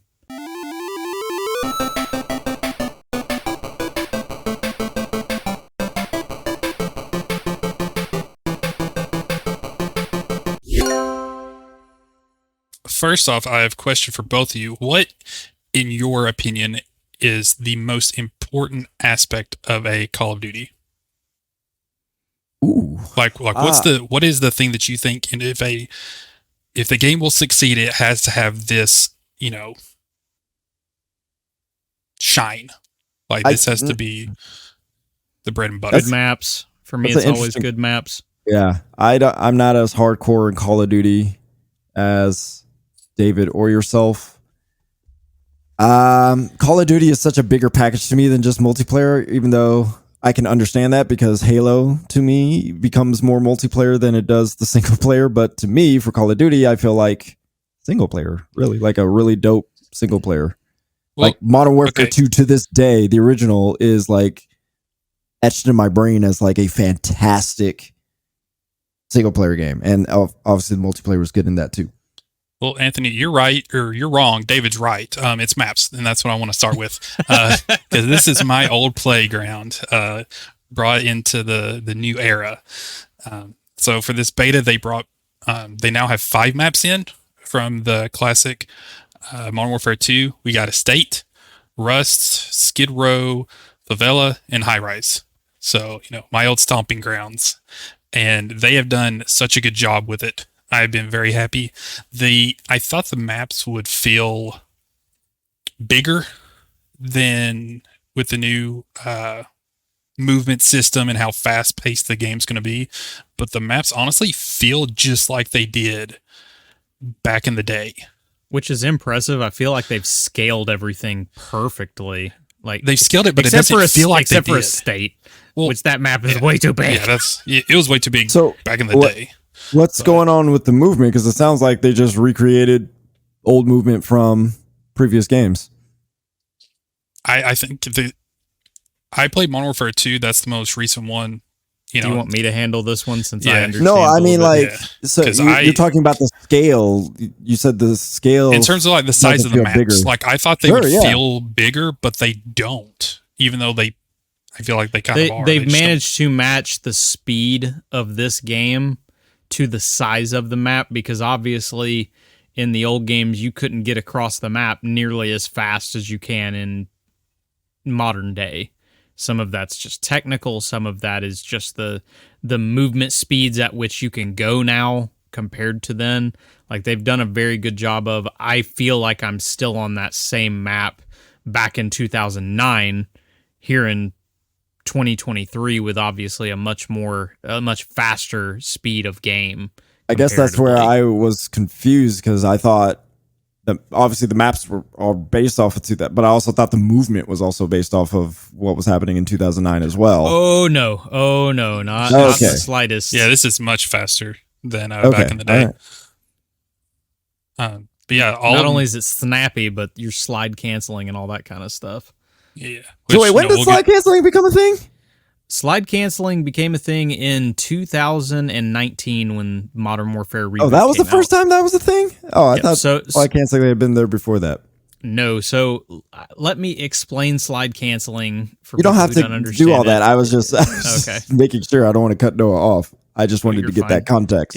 Essentially, it was an unintentional movement thing that happened because people figured out they could stop their slide and pop right back up into standing position by double pressing slide and jump, and then jump, and they could kind of move. And it also, but the unintentional thing was it reset your sprint, your tactical sprint. So people were literally, you could spam it. They were spamming it every 5 seconds to reset it and flying around the map. So now they've managed to add it in the slide cancel without that issue. Got it. Yeah, I think they've knocked it out of the park with the maps. They're all, aside from a stage just being really big, it was, like that in the old one, but they all feel like they've just got a really good remake. Like I can't stress enough how good the maps play and feel. Well, Noah, I think you'd agree with me. Like this has always been my standard for remakes. A remake doesn't necessarily have to be perfectly brand new. It just has to recapture my feeling of playing it for the first time. You feel like, you were playing back in the day on all these maps. They feel really smooth. The only thing, like the spawns could be touched up a little bit, which they said that they're going to touch up on those. Happens every year. Yeah. The good news is they're not using squad spawns, apparently. Which is good. But yeah, I've been really enjoying my time with it. It kind of went through a redemption, like it needed a redemption arc almost, because there was, when we first started playing, Dave and I was like, dude, I am one game away from quitting and not playing again until I fix this.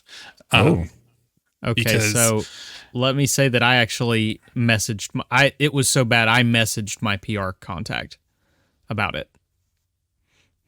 It was straight to the source. I was like, David, hop on this now. Yeah. Fix this. I do not join this Discord call. Well, Discord call. They joke with me. They joke with me about doing this all the time, like my group does. This is the first time I've ever actually done it. Yeah. It was. Do you want to explain what actually happened? I mean, I can. Yeah. Go ahead. Yeah. So they took a field upgrade from Modern Warfare 2 called Battle Rage, and they put it into the tactical spot, which is where like your flashbang, your stun grenades usually are. And they made it to where it ridiculously regens your health. You reset your attack sprint, all this stuff really buffed it up. And David, I only really a couple times, like 150 is our health, right? Cool. David was eclipsing like 400, 500. He hit 600 a couple times. I wasn't hitting 5. You got pretty close. I was getting done. Like, my dad actually got mad because I kept calling it out, like what the actual health was, because I was trying to screenshot and get evidence. I was like, I'm legit, like, this is how long it's taking me to die in these situations where two people are fighting me. We watched one thing from Call of Duty Next where one of the players, he took 21 bullets in 8 seconds and still killed the guy who was shooting him. That's nuts. It looked like a sound bar. Just shooting back up. Oh my gosh. And so you imagine facing a team of like 4 people running that, because you have a vest that can give you 2 tacticals and you respawn with those 2 every time. So it was miserably infuriating. Then you also check on lag too. Yep. I mean, you're going to have moments where people are going to be like, yo, like I thought I killed, like I wasn't hitting that. So like, it's like, add that with that with the advanced movement where people can kind of get away easier, and it's like even more annoying. And I mean, Noah knows I was literally just, well, screw it, I'm going to use this if they're all doing it. Yeah. And it became really fun, but there was even a clip that I had where I was like, David, this is the stupidest thing. The fact that this went into the game, like, but yeah. But we were both not happy. Oh, no, I'm pretty calm and chill, but I was heated, to say the least. Yeah, mostly just because like you're playing Halo. Well, I was like, how did this get in the game? Oh yeah. Yeah, like those slow kill times. Again, when you can take 400 damage, like have almost 3 lives. Yeah, it was. But yeah, they responded really quickly. They nerfed it into the ground. Yes, good. Like and it was a hot fix. Like all of a sudden, I was like, wait a second.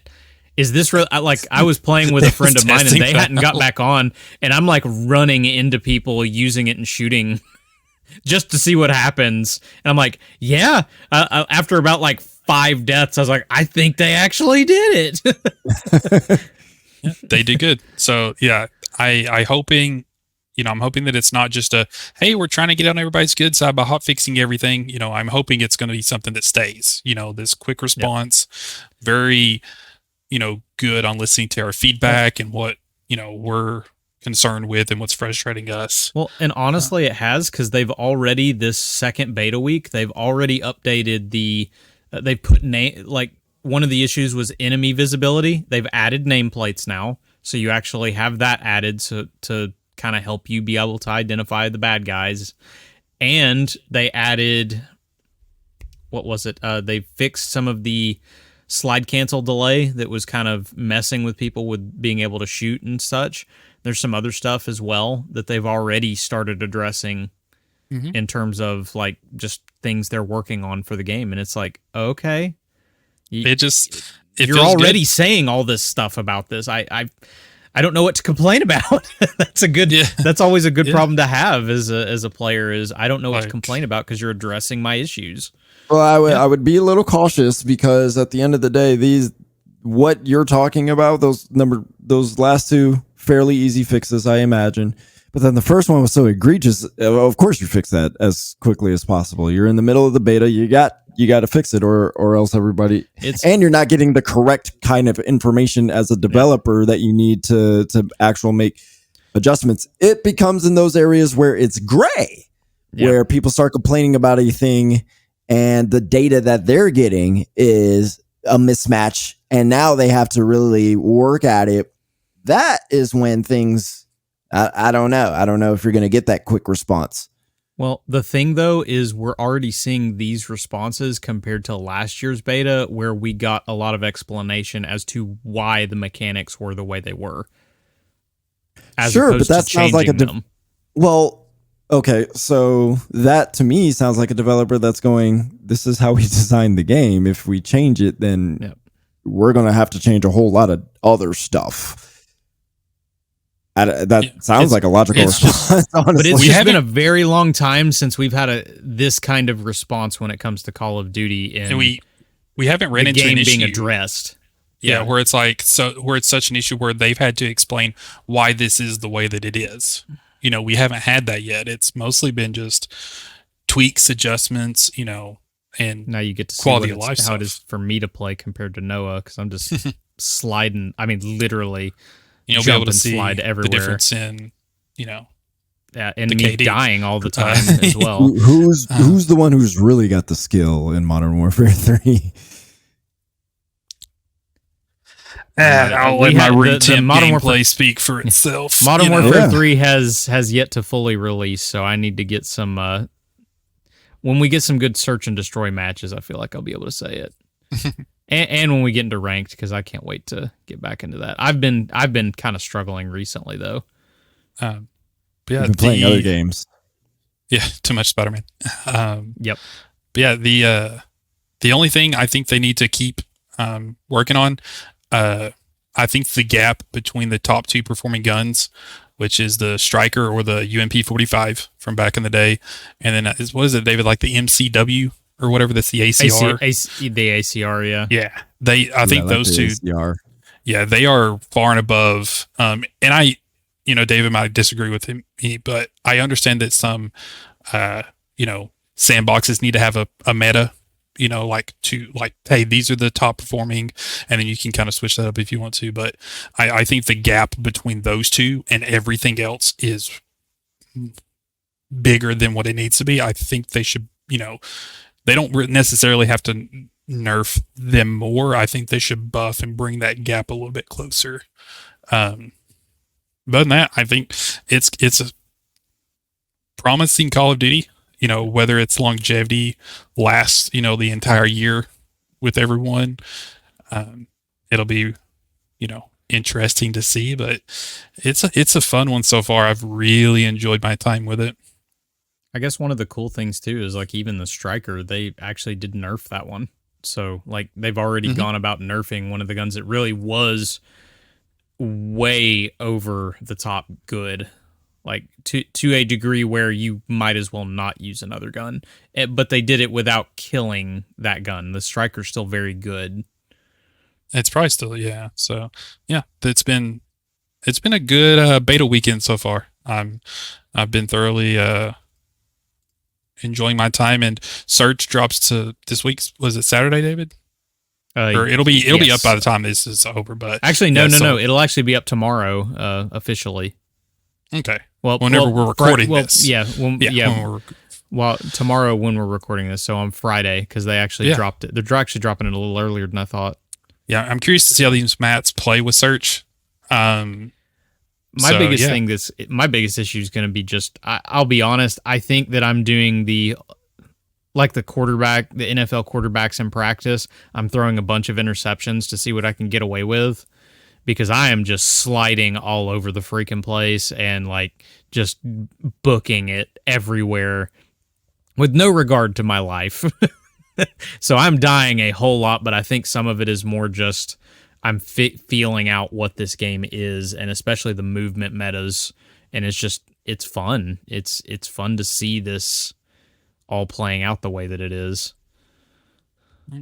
We finally got our answer as to why they only did the Modern Warfare 2 campaign remaster, back when they released that. We now know what they were cooking. Yeah. Well, you know what? They actually said some of what was going on. It was that they knew that people wouldn't play Modern Warfare. They knew that people would stop playing Modern Warfare 2019 if the Modern Warfare 2 remastered came out.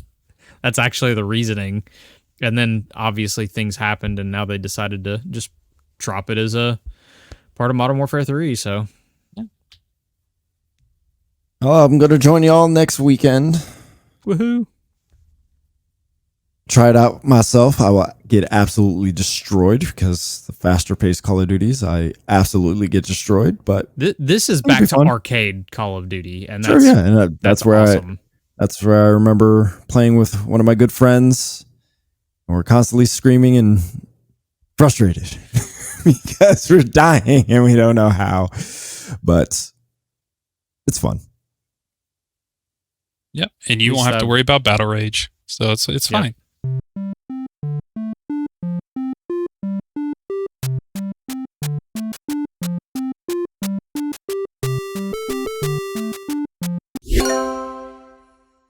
Well, I think it was interesting. Obviously, we've all played competitive shooters. We all play competitive shooters in some form or fashion. And this debate tends to resurface when a new Call of Duty comes out and the discussion of skill-based matchmaking or not comes up.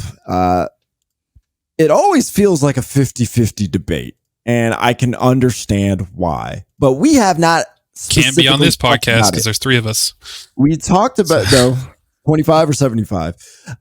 We have talked about actually we haven't talked about this on this podcast, at least in depth. So are we for or against skill-based matchmaking? Anybody jump in? I mean, there's only one correct answer, and it's in regular casual play. No, do not put. I'm so tired of skill-based matchmaking in regular casual play. Like, that's solely needs to be in ranked play, and there's no other correct answer besides that. So I will die on the hill. David has heard me rant enough about SBMM in casual play in any shooter. Doesn't belong. Your connections, I think, are more important in a casual playlist. Save that for the ranked playlists. So, as per usual with it, I get the point. The casuals don't want to get just pooped on all the time and all that kind of stuff. That being said, I'll even admit with Modern Warfare 3, the beta lobbies, dear Lord, I've had one good match and like then get instantly fried. Like, it feels like I go from like dying in 6 bullets to dying in like 2. And it's not because of the change of bullets. It's that the people I'm playing are like gods at aiming. And it does feel like the SBMM's tuned up pretty hard on this beta. I have seen that, yeah. Admittedly, some of it is the fact that at first it was only PlayStation 5 players and it's only pre-orders, so you end up with this very concentrated group, as well as the people who literally will, even if they play on PC, will bring out the PS5 just to play the beta. Like, you have the hardcore. The hardcores are the ones there week 1. But at the same point, I don't know that it's necessarily changed a lot in what we played today.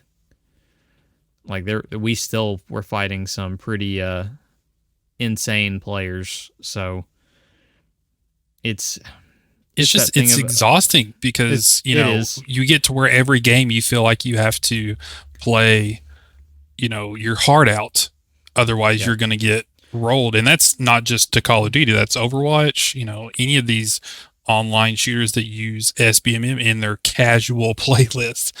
I emphasize casual, so and that must be one of the reasons I love ranked play so much, is just because it feels like it's the playlist where, yes, I'm having to play versus other people in my skill area. I do say area in a broad sense because we've dealt with it being seemingly way higher than us. But at least there is the even playing field of you're not using garbage loadouts to kill me. Like, I'm not dying to this guy because he pulled out his fire shotgun. It's he's using attack 56 across from me using attack 56 with almost the exact same, probably the exact same attachments. It's legitimately skill based, and that's it's one of the almost I'm very like it should for. Be matchmaking based on skill in a ranked playlist. Yep. Huh. That's so funny.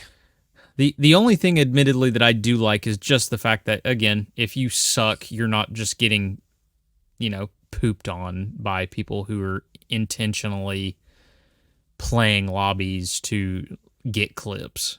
Like, because you do, and admittedly, that's going to happen either way, but sometimes it feels like that happens a lot in non-skill-based matchmaking games. Oh, that happens a whole lot in non-skill based matchmaking games. Yeah, I'm on the opposite spectrum of Noah. I'm skill-based matchmaking all day, every playlist. Because Noah's writing you on his Dunzo list. that's fine. I don't You and me, whatever. Anthony, Dunzo. Here's the thing, like if I'm going to play the game, whether I'm just queuing it up just to play casual because I really don't have time to do a full ranked match or whatever the case may be, particularly if it's, Overwatch or Halo.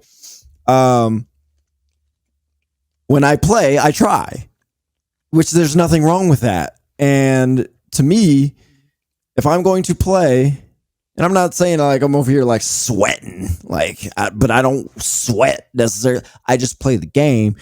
And as I get better, and I would like the people I play with to be on my level. I despise, if it's ranked or if it's casual, I despise being thrown in games where I'm getting thrashed about and my teammates are complete garbage because there's no skill-based matchmaking. I'm like, no, every game I want to play, I just want to have a good match. If I get stomped and we're just a bad team because we just got stomped. Okay, it is what it is. I'm fine with that. But it's random. I have no idea what kind of teammates I get. I don't know what kind of skill. No, it's freaking frustrating to play the game at all in any sense and to not have decent team. I'd rather have a longer queue to have better teammates than a short queue and garbage teammates for sure. And to me, if you're getting better as you're playing, then great. Then the skill base will eventually match you with people in your vicinity. But if you suck, then you're just going to continue to play against other sucky players. You just got to wait for the skill base matching to match that vicinity. I don't know what the people over here like, I don't want to play against good. Keep sucking. You will be fine. Eventually, you will just not play against anybody who's good. You will not have to worry about that. You could be as casual as you want in your casual playlist. But me, if I choose to play in any playlist, I'm going to play the way I am going to play, which is I'm going to try to play to win. That's the whole point. So I want good teammates with me. And the only way that's possible consistently, or at least more consistently, is skill-based matchmaking. It sounds like you want to play ranked, but not play ranked. Well, so like Overwatch, for example, sometimes I don't have 30, 45 minutes. It's rarely 45 minutes, but 30 minutes to crush a ranked match. Sometimes, if it's as soon as he goes 1-1, it's like, oh frick. Yeah, here we go. A little longer than I wanted to. So sometimes, yes, I do just want to jump in and I want to enjoy just some good old Overwatch without having to commit the time to play a full ranked match. But so yes, if I want to play, whatever time I have to commit, I want a good match. So give me a decent queue time, hook me up with some players in my vicinity, and let's have a good freaking match. A little back and forth, maybe a snowballed at some point, but fine. But no, this idea of like at any given game, you don't know what you're getting. Oh my God, it's so frustrating. It's especially as somebody who does progressively get better and my teammates do not. It's like, frick, like, what am I doing this for? Like, this is so obnoxious. See, I love the randomization. Like that's what I want in a casual play where I'm like, I'm not going in to like, raise my SR, I'm just going in to play the game.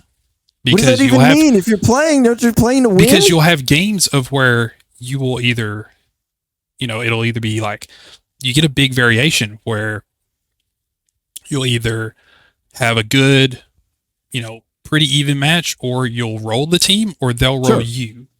Sure, yeah. Whenever you have SBMM, it starts off that way because everybody's in that pool. But the higher you go up, it significantly slims down to where the majority of the games you're playing are is just, why am I playing these sweaties? I might as well go to ranked. But my point, if you are getting to the point where you are playing those type of players, you're just naturally good. So this is the way you just naturally play. So what's the problem? That's whether you play ranked or casual. If you want to get naturally better, you play ranked. I want to play the casual playlist to just play. What does that mean to just play? Because to me, I want to drop 60 kills on a team and then have a team drop 60 kills on me. I want the variation. I don't want just sweaty games all the time. Yeah, I just don't. I literally do not understand what you are talking about, because when I get into a game, I'm playing at whatever skill that I am playing at. Sometimes I don't have my A game on, but I'm just having a bad day. But like if I go into a game, I just naturally play. I'm hitting my shots, I'm doing my thing. And if that helps, if that happens to put me up against better players, okay. I mean, I'm having to work a little bit harder, but I'm just playing a game. That's exactly what I'm doing. But I don't want that to be. Dude, like slide cancel less? Like I don't understand. Like when you are actually operating and playing your character and you're running around doing your thing, is it not the same as you play in ranked? Well, they're not supposed to play the same as in ranked. It's supposed to be casual. No, I'm saying, are you playing differently? That's what I'm asking. I'm having to, because the people that I'm playing against are sweating their butts off. So unless we want to just lose every match and then drop down against the suckier people, you have to keep playing that. It feels like there's a competitive playlist and then a ranked playlist where the ranked has your elos and the competitive is your hidden elo. Yeah, I guess I just don't understand. I don't get it. One day you'll get to that elo and you'll understand. It's okay. You do understand. Like, I'm good at Overwatch, so it's not like I don't understand. I'm good at Halo. Like, I don't understand these things. And Halo has had the same problem with the hidden MMR in non-competitive too. And I'm like, I think it's like a lot of it is. I feel like the SBMM. I think in the ranked playlist, it functions a lot better in my mind than in the SBMM that's in like a casual playlist. I don't feel like they work as, they both work equally good. Because like you said, it feels like there's some matches where, you're like, we're supposed to be SBMM in the same skill range, but why do I have people like level 1 on my team? Right. So unless it's a Smurf or something, but yes, I agree. It just feels like it's not working. Like like there's a bigger field, with skill ranges that should be put in matches. It doesn't feel like there is, because Dave and I can attest it. There's many nights where, and even not just specifically to Call of Duty. I remember back when I played Overwatch a ton, like this casual regular playlist. You play enough, and every match just feels like a slog. And I'm like, at this point, I'll just leave the playlist and go play ranked, because at least there I can earn something. I don't understand that logic. It's just like you're in the game. Just play the game. This is the way it's naturally flowing, right? I don't know. I guess the idea is, what? If I'm already gonna have to sweat in this, I might as well sweat somewhere else. Where like I can earn an elo. So there, where there's a reward attached to it in some form or fashion. Yeah, you could say that. Potential, like something to work towards. Yeah. Okay. Like if a game had now I'm starting to understand. If a game had no ranked playlist, I could forgive SBMM being in the game, because I know for the broader, idea of what they want their game to be, I get it. But if you have a ranked playlist, that's where your SBMM should be. So, but it's not going to be that way. It's unfortunately not. I get you from the perspective of like, if I want to work hard, then I at least want to do it with some potential reward attached to it, whether it's a rank or whatever. That I do. I can get that. I can see you at that point. I guess from my perspective, I'm always just trying to perform well. So it doesn't matter what I'm doing. I'm just trying to perform well. So sometimes I guess quick play or, that's just a practice arena. So if I can whoop my opponents in that, cool. I might be able to do just as well in ranked. If I get some tough opponents in quick play or whatever, I might be able to just go into ranked and do the same thing. So yes, I'm always trying, but that's just the way I like to play. I like to try. I like to play hard, as I tell my kids at work. Being competitive is playing hard, and that's okay to do at all times. That is. So I guess that's the philosophy. And another thing for me is like, if I want to, like try out different heroes, try out different loadouts, different guns, things like, I don't want to take that into a playlist of where the only people that David and I are playing are people with ranked league loadouts. It's like, I'm going into it at an unfair, because I'm trying to play casually and do different loadouts and stuff. But instead, because of SBMM, I'm stuck with sweaties. I do 100% agree with that. That is a tough situation where you want to try out a new character or a new gun or a new loadout, and because you've gotten so good with whatever you were using before, it's like, well, frick. Yeah, there's no chance to learn because I'm dying all the time because I'm trying to figure this thing out. My usual annoyance with casual playlists is more on the loadout side more than the SBMM side, because it's usually they are the guys that are super sweating, but they're using the cheapest loadouts. Like I said, you get on shipment and the entire other team just has incendiary shotguns, or you get on a long range map and the only thing the guy has, or half of the team, is holding down lanes with 200 mag LMGs. Yeah. And stuff. That frustrates me way more, because I usually end up playing with my meta weapons from ranked, because like you said, I don't want to lose that feel. So I'm just using that, but I'm obviously at a super disadvantage. Yeah, because it's I'm just using like stuff that is GA'd in ranked. Yeah, it's like it translates to Overwatch. I want to try and learn this hero, but I'm facing the meta comps all the time. It's just not a fun time, and you feel bad because you want to try this new thing, but you can't. Or you're trying to learn the meta comp, and you can't because they're already so good. Yeah, they already got it. That makes sense. I do agree with that. That is a disadvantage for skill-based matchmaking. Yes, I agree.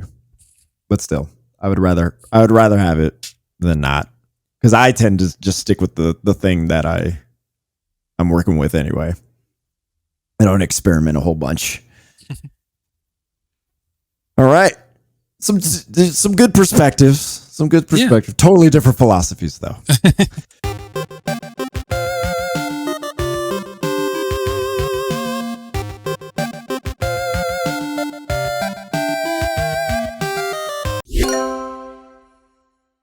I had heard Assassin's Creed Mirage was a throwback to old school Assassin's Creed. I hadn't seen any footage. I hadn't read any reviews. I hadn't really looked into previews.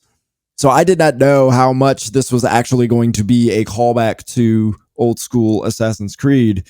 And boy, it is a callback to old school Assassin's Creed. Oh my gosh. It is almost in every way pretty much Assassin's Creed 1 remastered. Feels a lot better, looks great, but there are some differences, some upgrades, I suppose you could say. But I am thoroughly enjoying it. This is Assassin's Creed to me. Not the RPG, super bloated mechanics, stealth, choices, decision making, having to move slow and all that stuff. I forgot I had gameplay. Hopefully it actually plays, because it's been tripping again, but doesn't seem like it. Oh, there it goes. Perfect. So it feels so good to play something like this sitting in the Assassin's Creed. There's some interesting changes, though, that I did not expect. Pickpocketing, for example.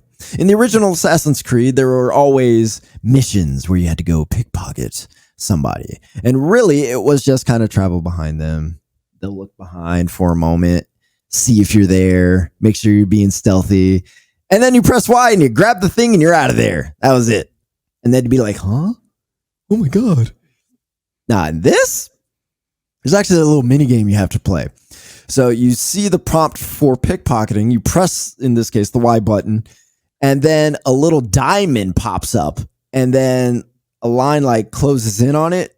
And if you time it correctly, you will get the pickpocket. If you do not, you will fumble the pickpocket, which I thought was a nice little touch. I was like, oh, frick, I could actually mess up a pickpocket. That's, you kind of feel that tension. It's like, ooh, do I actually want to pickpocket people? And they give you a reason to do it. But I've had to think about it. I see the pickpocket prompt on some random people. I'm like, ooh, do I actually want to try this? I don't know if I want to try this. Do I want to summon guards right now? I don't know. So I really like that, because that was basically like a non-factor. It's just like, oh, pickpocket. Okay, here, cool. No big deal. Just walk away. Find a group to blend into. This is like you just chuck that dude. Oh yeah. Like, Also one of my favorite parts. You can just yeet people where you want them to go. which, I mean, the upper body strength you have to have. That's what I'm saying. A full grown adult, like with armor. That's also some GTA like Havoc kind of physics going on too, so it makes it more funny. Mind you, that's dead weight too, so it's not like quite literally dead weight. No, for sure. So they just chuck it. So something as small as that change with pickpocketing makes a huge difference in the idea that as this assassin, you have to make decisions. So they've upped the ante with the decision making. I would say combat also goes into that too. Now, I didn't play Syndicate or what was the other? Rogue. I didn't play Assassin's Creed Rogue or Syndicate. Played a little bit of Odyssey. I played a little bit. What was the one after that? Origin. Sorry. Origin was before. Yep. So I don't know what changes were made to combat in those games. But in this, I remember, to me, the peak of combat was Brotherhood. It was easy because all you had to do was parry everything. But it was so flashy and fun. Oh my God. Good. And smooth. Oh, it was butter. So good. So I knew that wasn't going to be the case with this. What I did not expect, though, was there is now, you can still parry. So you have the option to parry, but now they have unblockable attacks. So in order to deal with unblockables, you simply dodge, and to parry, you parry the attacks. But now there's kind of a 50-50. And so you kind of have to make a quick decision. It's red if it's unblockable. It's white if it's parryable. So you're in the middle of the match, and it's like a fight. You only have so much time to react, and it's just enough to be able to react comfortably, but it's not long enough to where you can just mash something and you'll pick the right thing. So there's a lot of parries I've missed. There's a lot of unblockables that I did not dodge simply because I'm kind of waiting to see what they're going to do. And it's like, oh, they did the thing, and I happened to choose the wrong thing. Like, I just reacted wrong. And I like that is a bigger factor, because by the time if you played Assassin's Creed 2, you kind of got used to how that system works. It got a little simpler in Brotherhood. So really early on in Brotherhood, you kind of master the fighting. With this, now, mind you, I think the controls are a bit weird too. RB is to attack. If you hold it, you do a heavy attack. If you tap it, it's a light attack. LB is parry. and then X is dodge. So sometimes I fumbled the button press because naturally I want to press X to attack. Other times I was pressing Y to parry because in Brotherhood that's parry.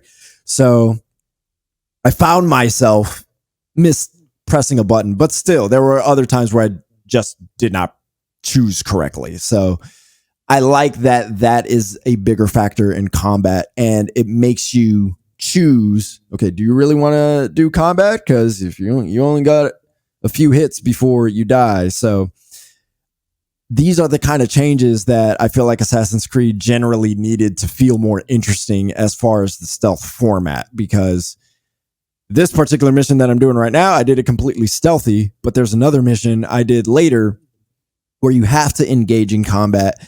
And so you kind of do end up needing to get good at combat in order to avoid situations where, you don't, you're not ready to deal with two guys coming at you. One's doing a unblockable and the other one's doing a parry. You got to figure this thing out. So enough combat will make you better at it.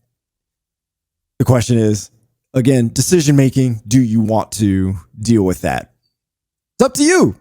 So those are the kind of decisions and things like that were not in the previous Assassin's Creed games, as far as like the Ezio trilogy and things like that make this feel really good. But as far as combat goes, it does feel clunky because of the button, the button mapping. I'm like RB to attack. Can you not remap it? I didn't look because I was just in the mode of, usually I just try to get used to what the default is to see if that is actually something I can get used to, or is it just bonk and I'll just remap the controls, because I do feel like there is a reason why they default controls that way. I feel like every developer does that for a reason. So I want to try to figure out what that reason is. In this case, I don't know if I have figured out the reason. Right trigger, it brings up a weapon wheel. And in this case, I have the option of throwing knives and then a torch for dark places. But you can add more. I think there's like 10 slots or something. And I don't remember what left trigger does, if anything. So to me, I feel like there's enough buttons to where I can remap it and still do everything I want to do. Like right on the D-pad is whistle. Left on the D-pad does something else. Up gives you your eagle so you can scout everything, and then down is your healing. So those things are fine. I could probably remap the buttons and make it feel smoother, but I didn't try because I wanted to see if I could get used to it. One thing with objectives, it doesn't feel like a checklist in past games in general. Here's the thing. Go find it. Go do it. In this, they kind of frame it as investigations. So as you learn about a new mission you have to do, there are clues you have to reveal in order to move on to the next objective. And so it adds a bit of story element and revelation to the things that you're doing, instead of all of it being told to you through a cutscene. And then you just go do the thing, and then you finish it, and then another cutscene, and that's where all the information is revealed. So essentially, it's still, here's a thing, go do the thing, but it does feel a little bit more involved because you feel like you're uncovering stuff as you go. Whereas the previous Assassin, or at least in the Ezio trilogy, when I say previous, that's what I mean. Everything was pretty much told in the cutscenes. So you were given the thing, you go do it. So I found myself going back to what was called the investigation screen in order to figure out, like, oh, what were the clues that I was given, to remind myself of like where I'm at in the story. What am I actually doing? What's the purpose of this thing? So I thought it was a really cool way to keep the story in my mind without, having to just go in and be reminded through a cutscene or something. So little touches like that have been a bringing me in. So characters are cool. There's not a lot to say about them. I think the voice acting is good, but kind of a typical. What you thought of? Is it Basim? Is that how you pronounce his Basim. name? His voice I was is annoying. curious. I didn't care for him as a character in Valhalla, so I was curious to see how they did with making him the main character of this one. Yeah, I didn't play Valhalla. It's still shrink wrapped, but before he becomes an assassin, his voice is really annoying because he talks in this same pitch. It's just like, dude, you sound so unnatural. Now that he's part of the Brotherhood, that bomb just gets me every time. And so and not to try and get you off talking, but no, you're good. I don't know if you do this for every stealth encounter, but the fact that you do exactly what I do, where I'll pick one spot, I'll go kill somebody, and then run back and hide in that exact same spot. Oh, yeah. How you kept hopping over the side of the boat after every kill. I was like, that's exactly what I do in stealth That's games. what I was doing in Spidey. Yeah. Talk about the stealth stuff, man. There was a bunch of flies hanging from my line. This is a spot where I know if they get close, I can assassinate them. So I'm going to go back to this spot because I know I can get them. I could have climbed up on the higher part of the boat and waited for them. But yeah, that was the spot I was going to. I'm trying to be stealthy. What was you I really do not leave any evidence. Just saying. No, because I wasn't. You're like me and Splinter Cell back in the day, man. I hid everything in every dark corner. Because I'm like, now I have the option to actually get rid of bodies. I should take advantage of this just in case I mess up. Yep. Because that was not a thing in the Ezio trilogy. Well, then you have random bodies getting found, and that just ruins everything. Yeah, exactly. So another nice change that they've made to this older version of Assassin's Creed. But yeah, I don't like Basim. Now that he's joined the Brotherhood, he talks a little bit less. He's a little more, I don't want to say stoic, but direct. Doesn't talk as much. So I'm tolerating him a little bit more. But I like the other characters. Who's that actor who always has that she talks like this voice? Yeah, she was she's been in a ton of I know who you're returning. Yeah. She's in The Expanse. She's in a lot of things. Yeah, she's in a whole bunch of things. She's great, by the way. Very recognizable. Yeah. Oh, absolutely. Lakshmi. She was Lakshmi in Lakshmi. That's Yes. FWC. There you go. Yeah. That's exactly who she was. Yeah, she does a great job voice acting. She's one of the executive members of the Brotherhood, more high ranking. Does a great job. The rest of the cast does a great job as well. I think the story is compelling. I think it's interesting. I want to play more of it. I got about 4 hours into it, and it's about a 20-hour game. So again, it's going to be one of those where I'm going to have to find time to finish it later because I need to start on the next game for next week. Easier than 200 hours. So very much so. I do want to talk about this. The bird. Excuse me. The bird. As much as it makes it easier to mark enemies, you still have to plan everything out. So yep, it wasn't just mark enemies and just. It'll be much easier from there. The bird is just a good planning tool to keep you from having to just go to because in the old games it was try to find the highest vantage point. And it was. now the bird allows you to kind of go at it from different angles rather than only assaulting from the highest vantage point. So yeah, and if I get far enough, you didn't just kill him, you broke his back too. Yeah. This was actually an interesting moment too. There were civilians who were watching, and they will alert the guards if they see you do weird things. So yeah, there's some donkey just go across the background. That's funny. Yeah. But there were plenty of times where I used the eagle to get a bird's eye view of everything that was going on. and I still missed a whole bunch of people, and I was like scouring, like pointing it at everything, trying to make sure I got everything. There was a moment, I'm going to try to fast forward. I think it froze, but I know it didn't. But yeah, right here, I think it was. Let me wind it back just a little bit. Yeah, right there. I had no idea. You see this white spot at the bottom?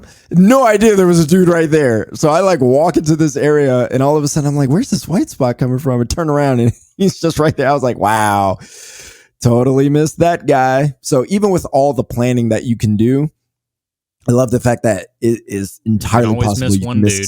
Yep, miss something, and that could totally botch your entire plan. So yep.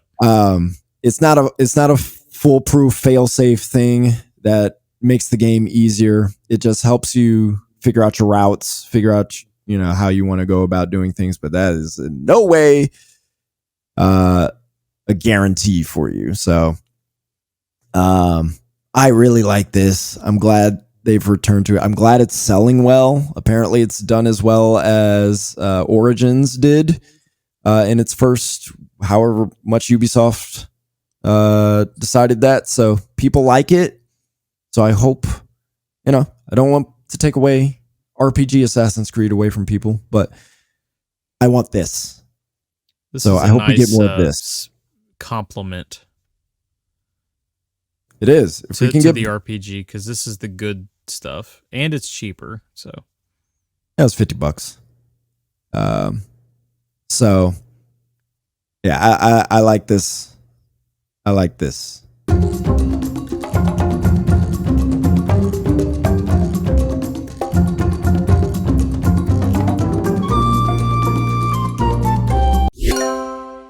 According to different information, it seems that Activision Blizzard has halted their trading. Yeah. Yep. Yeah, they did. That came about a little later. Basically, Microsoft's acquisition is expected to close tomorrow at the time of this recording of the podcast, Friday, October 13th. Activision Blizzard put out a statement addressing if and when their games will come to Game Pass. So that's kind of the subject here. And they said they don't plan on adding Modern Warfare 3 or Diablo 4 this year, but in 2024, they will work on adding games to Game Pass, but they didn't mention what specific games. So my question to you is, how much will this impact Game Pass's growth? I think it's going to impact it, but I think we've had the discussion before. We're just in this area where tremendous growth is just not going to happen. Subscriptions are really falling off just as a whole. So as great of a deal as it is, I almost think it means more for fighting off people leaving Game Pass almost even more than gaining new subscribers. How do you factor that? Well, it's more content for the people who are already subscribed that keep them engaged, as opposed to, I'm just saying, I think that it will be more of that effect. You'll actually get more people that just won't drop the sub, as opposed to more people join. I think it'll actually affect more people in keeping their sub, as opposed to more people, new customers. Especially if they announce that like next year's is going to be on day one, Yep. So it's just that thing of, we're really in that point where subscriptions are stagnating. It doesn't matter what company you are. I mean, Disney, one of the biggest companies out there, is struggling with keeping any subscribers, and even they're having to raise prices. So it's kind of that thing of, well, you just brought on thousands of new workers. Your stuff costs a lot, whose stuff does cost a good amount of money to put out. Blizzard isn't coming out with anything brand new for a second. Yeah. Call of Duty, there will always be a new one every year. So, I mean, that's just there. But it's a very expensive game because you have 10 studios working on it at the same time. So all these people, I think it's always funny when you talk about all these when so many people talk about these studios and say, well, they just need to break them off and have them work on a different IP. I'm like, you don't know how video games work, dude. The reason they pulled these teams off of other things is because those other things didn't make money. And I'm not saying that doesn't matter, that you don't need to get people on those IPs. But Call of Duty's the golden goose, and you don't kill the golden goose. If it keeps making a bunch of money, and this just cost you $70 billion just up front, not counting all the other expenses that are going to come up from paying $70 billion, you got to keep money coming in. Mm-hmm.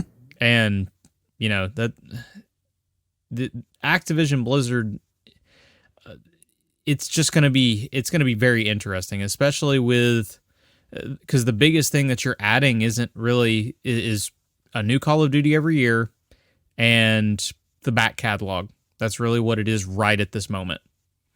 They talk about the fact, oh, Blizzard has a new RPG, Blizzard has this new thing that fam, we may not see that for 10 years.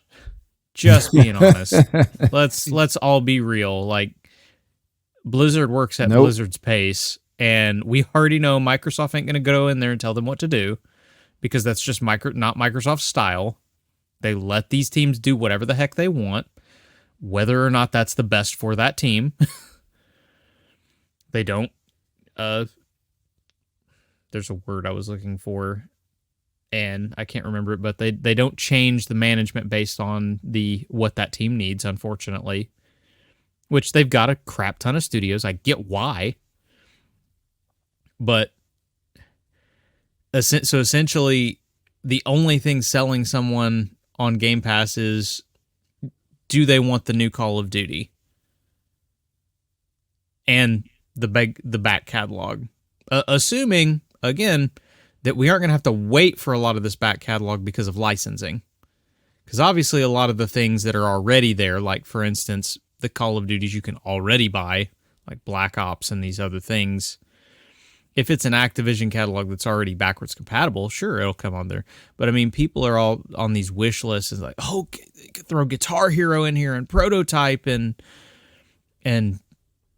what was some of the other ones? Transformers and Teenage Mutant Ninja Turtles. I'm like, fam, there's licensing that has to go out of here. This isn't just free.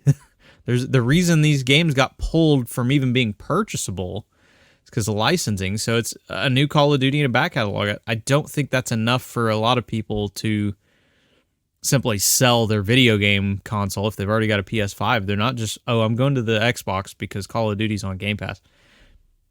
Game Pass is, if you only play Call of Duty, Game Pass is not exactly a selling you proposition, because you're going to spend the $70 and you're going to be done for the year, because that's a lot of what people do. No, and I saw it. There are people who will come in. The only reason they buy a new console is for Madden.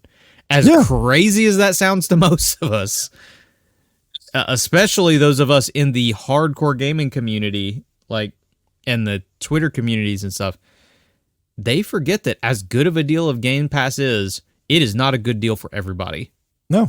Because not everybody wants to play a bunch of random games. Not everybody wants to Netflix it and watch a bunch of different things. There are some people who have Peacock just because they only watch The Office. And those are the same people who won't care what system they're on as long as they can play their game on it. So it will make an impact just because there's no way it can't. But it's just not going to be a very big impact in a space where subscriptions are just not, as sad as it is, they're just not the way. Subscriptions are not the future. And especially for companies that want to make money. Because in the end, if you can't make money, and I don't mean like you're profitable, there's a difference in profitable and really making money. I don't know if subscriptions are going to go away completely. I think they're going to go away of them, and so Game Pass being what it is, it could be the only good subscription service on the market. And if it ends up like being that, then I mean that's where numbers go. But I just know we hear this 50,000 number, and I'm like, I don't know what. Like, can you get there? Sure, but I don't know how you get there, and I don't think the subscription service alone, even with Activision, is enough. I mean, I agree, and I'm going to add a little wrinkle to it as well. Yep. The last reported numbers that I can recall that were reported for Game Pass was 25 million people. Even with ActivisionBlizzard being added to it and to the catalog, I don't think Game Pass grows to even 30 million in the first year after switching. I don't know if that's a realistic or unrealistic number, but I mean, 5 million sounds like a pretty decent expectation considering you are getting ActivisionBlizzard. I don't even think they get an extra 5 million people on Game Pass. That doesn't sound like impactful growth to me. I just feel like the combination of inflation, the narrative surrounding Xbox right now, I just don't think ActivisionBlizzard matters right now. I mean, it might jump a little whenever things get added, and it might have a bigger jump if they put the new that's COD the honeymoon on there. period. That's the honeymoon period. And it's not going to, the new COD they've already stated will not be at day one. So, right. Then it's not going to have any significant jump either. Well, the very first Call of Duty that's day one on Game Pass, there will be a honeymoon period of people. Yeah. Oh yeah. They're like, oh my gosh, this is cool. Part of that because it can be advertised. Well, yes. But I think people are just going to stick with PlayStation because Call of Duty will still be on PlayStation. Yep. Like at the end of the day. Yeah, they're not going to swap consoles. Why pay $17 a month? Yeah. And pay more over time. Like, why would you do that? So you combine all of those things. And then on the Blizzard side of things, Diablo 4 is trending down. Overwatch 2 is trending down. World of Warcraft, I mean, it's steady, but it's not really like blowing things up anymore. New StarCraft isn't coming. Hearthstone is trending down. So pretty much everything Blizzard has is trending down. So what's the point of that catalog being added? Or not what's the point, but you're not going to get growth from that because people's view on Blizzard has changed, number one, and people are not as interested in what Blizzard has created anymore. At least at this moment. If we look at the landscape of Diablo 4 and Overwatch 2 and Hearthstone, for example. Yeah. So great. I already play it on my PC. I'm not going to buy Game Pass to play these games. So whatever. Do you think that there's any buyer's remorse in that room at this point? Oh yeah. No, because number one, and I was about to say, I mean, the real strength here is King. Like that's Microsoft's real strength in this buy. And you know, we don't care about mobile on this podcast, but we acknowledge mobile is a big money making thing. And then there's Call of Duty, which as big as that is, it's still not going to be the thing that moves people over in droves for Game Pass. So as of now, again, I don't know what what Microsoft's future plan looks like outside of what was leaked from, all that other stuff. We do know they're trying to create a thing where you could play your game anywhere on pretty much any device. If that plan were like here right now, we were able to do all of that with good cloud gaming and all that stuff, I'd say there's actually a good chance they would get a whole lot more subscribers because the idea of being able to play your favorite whatever anywhere, that's a good idea. It's one of the reasons why the Switch was so like, oh, frick, like I just take my game, the same AAA game that I'm playing, my same Zelda, and just take it on the flight and just play it? No internet? Like what? Like that type of thought. Xbox, I just boot it up in my hotel room and just play. Like, whoa, that's dope. But that's not here. So future-wise, the ceiling is probably high. It's hard to read right now. But right now, the ceiling is low. Yeah, absolutely. The floor is high and the ceiling is low. Yeah, we can talk about more, but this podcast has gone long. So, It has. Oh, when you got an hour of talking about Spider-Man. yeah, man. Yep. So yeah, we'll end it there. We'll be back next week. You got some more games to play because October just keeps on coming. Churning out the games. Huh? I tired. Oh yeah. Oh And yeah. Alan Wake 2 is right around the corner. I know. And for me, Mario Wonder is right around the corner. I am ready. My body is ready for that one. I'm either gonna talk about. Oh shoot! I still gotta play Mortal Kombat 1. I got the Crew Motorfest. I got Forza Motorsport, and I got Mortal Kombat 1. I don't know what I'm gonna play. I do want to show some gameplay of Forza Motorsport, so I might do that next week. All right. Either way, I don't know what you guys are going to play, so we'll figure that out later. I just did the review for Wildcard Football, so who knows, that might show up. Oh, yeah. Oh, yeah. All right. Thanks for watching. Thanks for listening. We'll talk to you later. Deuces. Peace. Bye.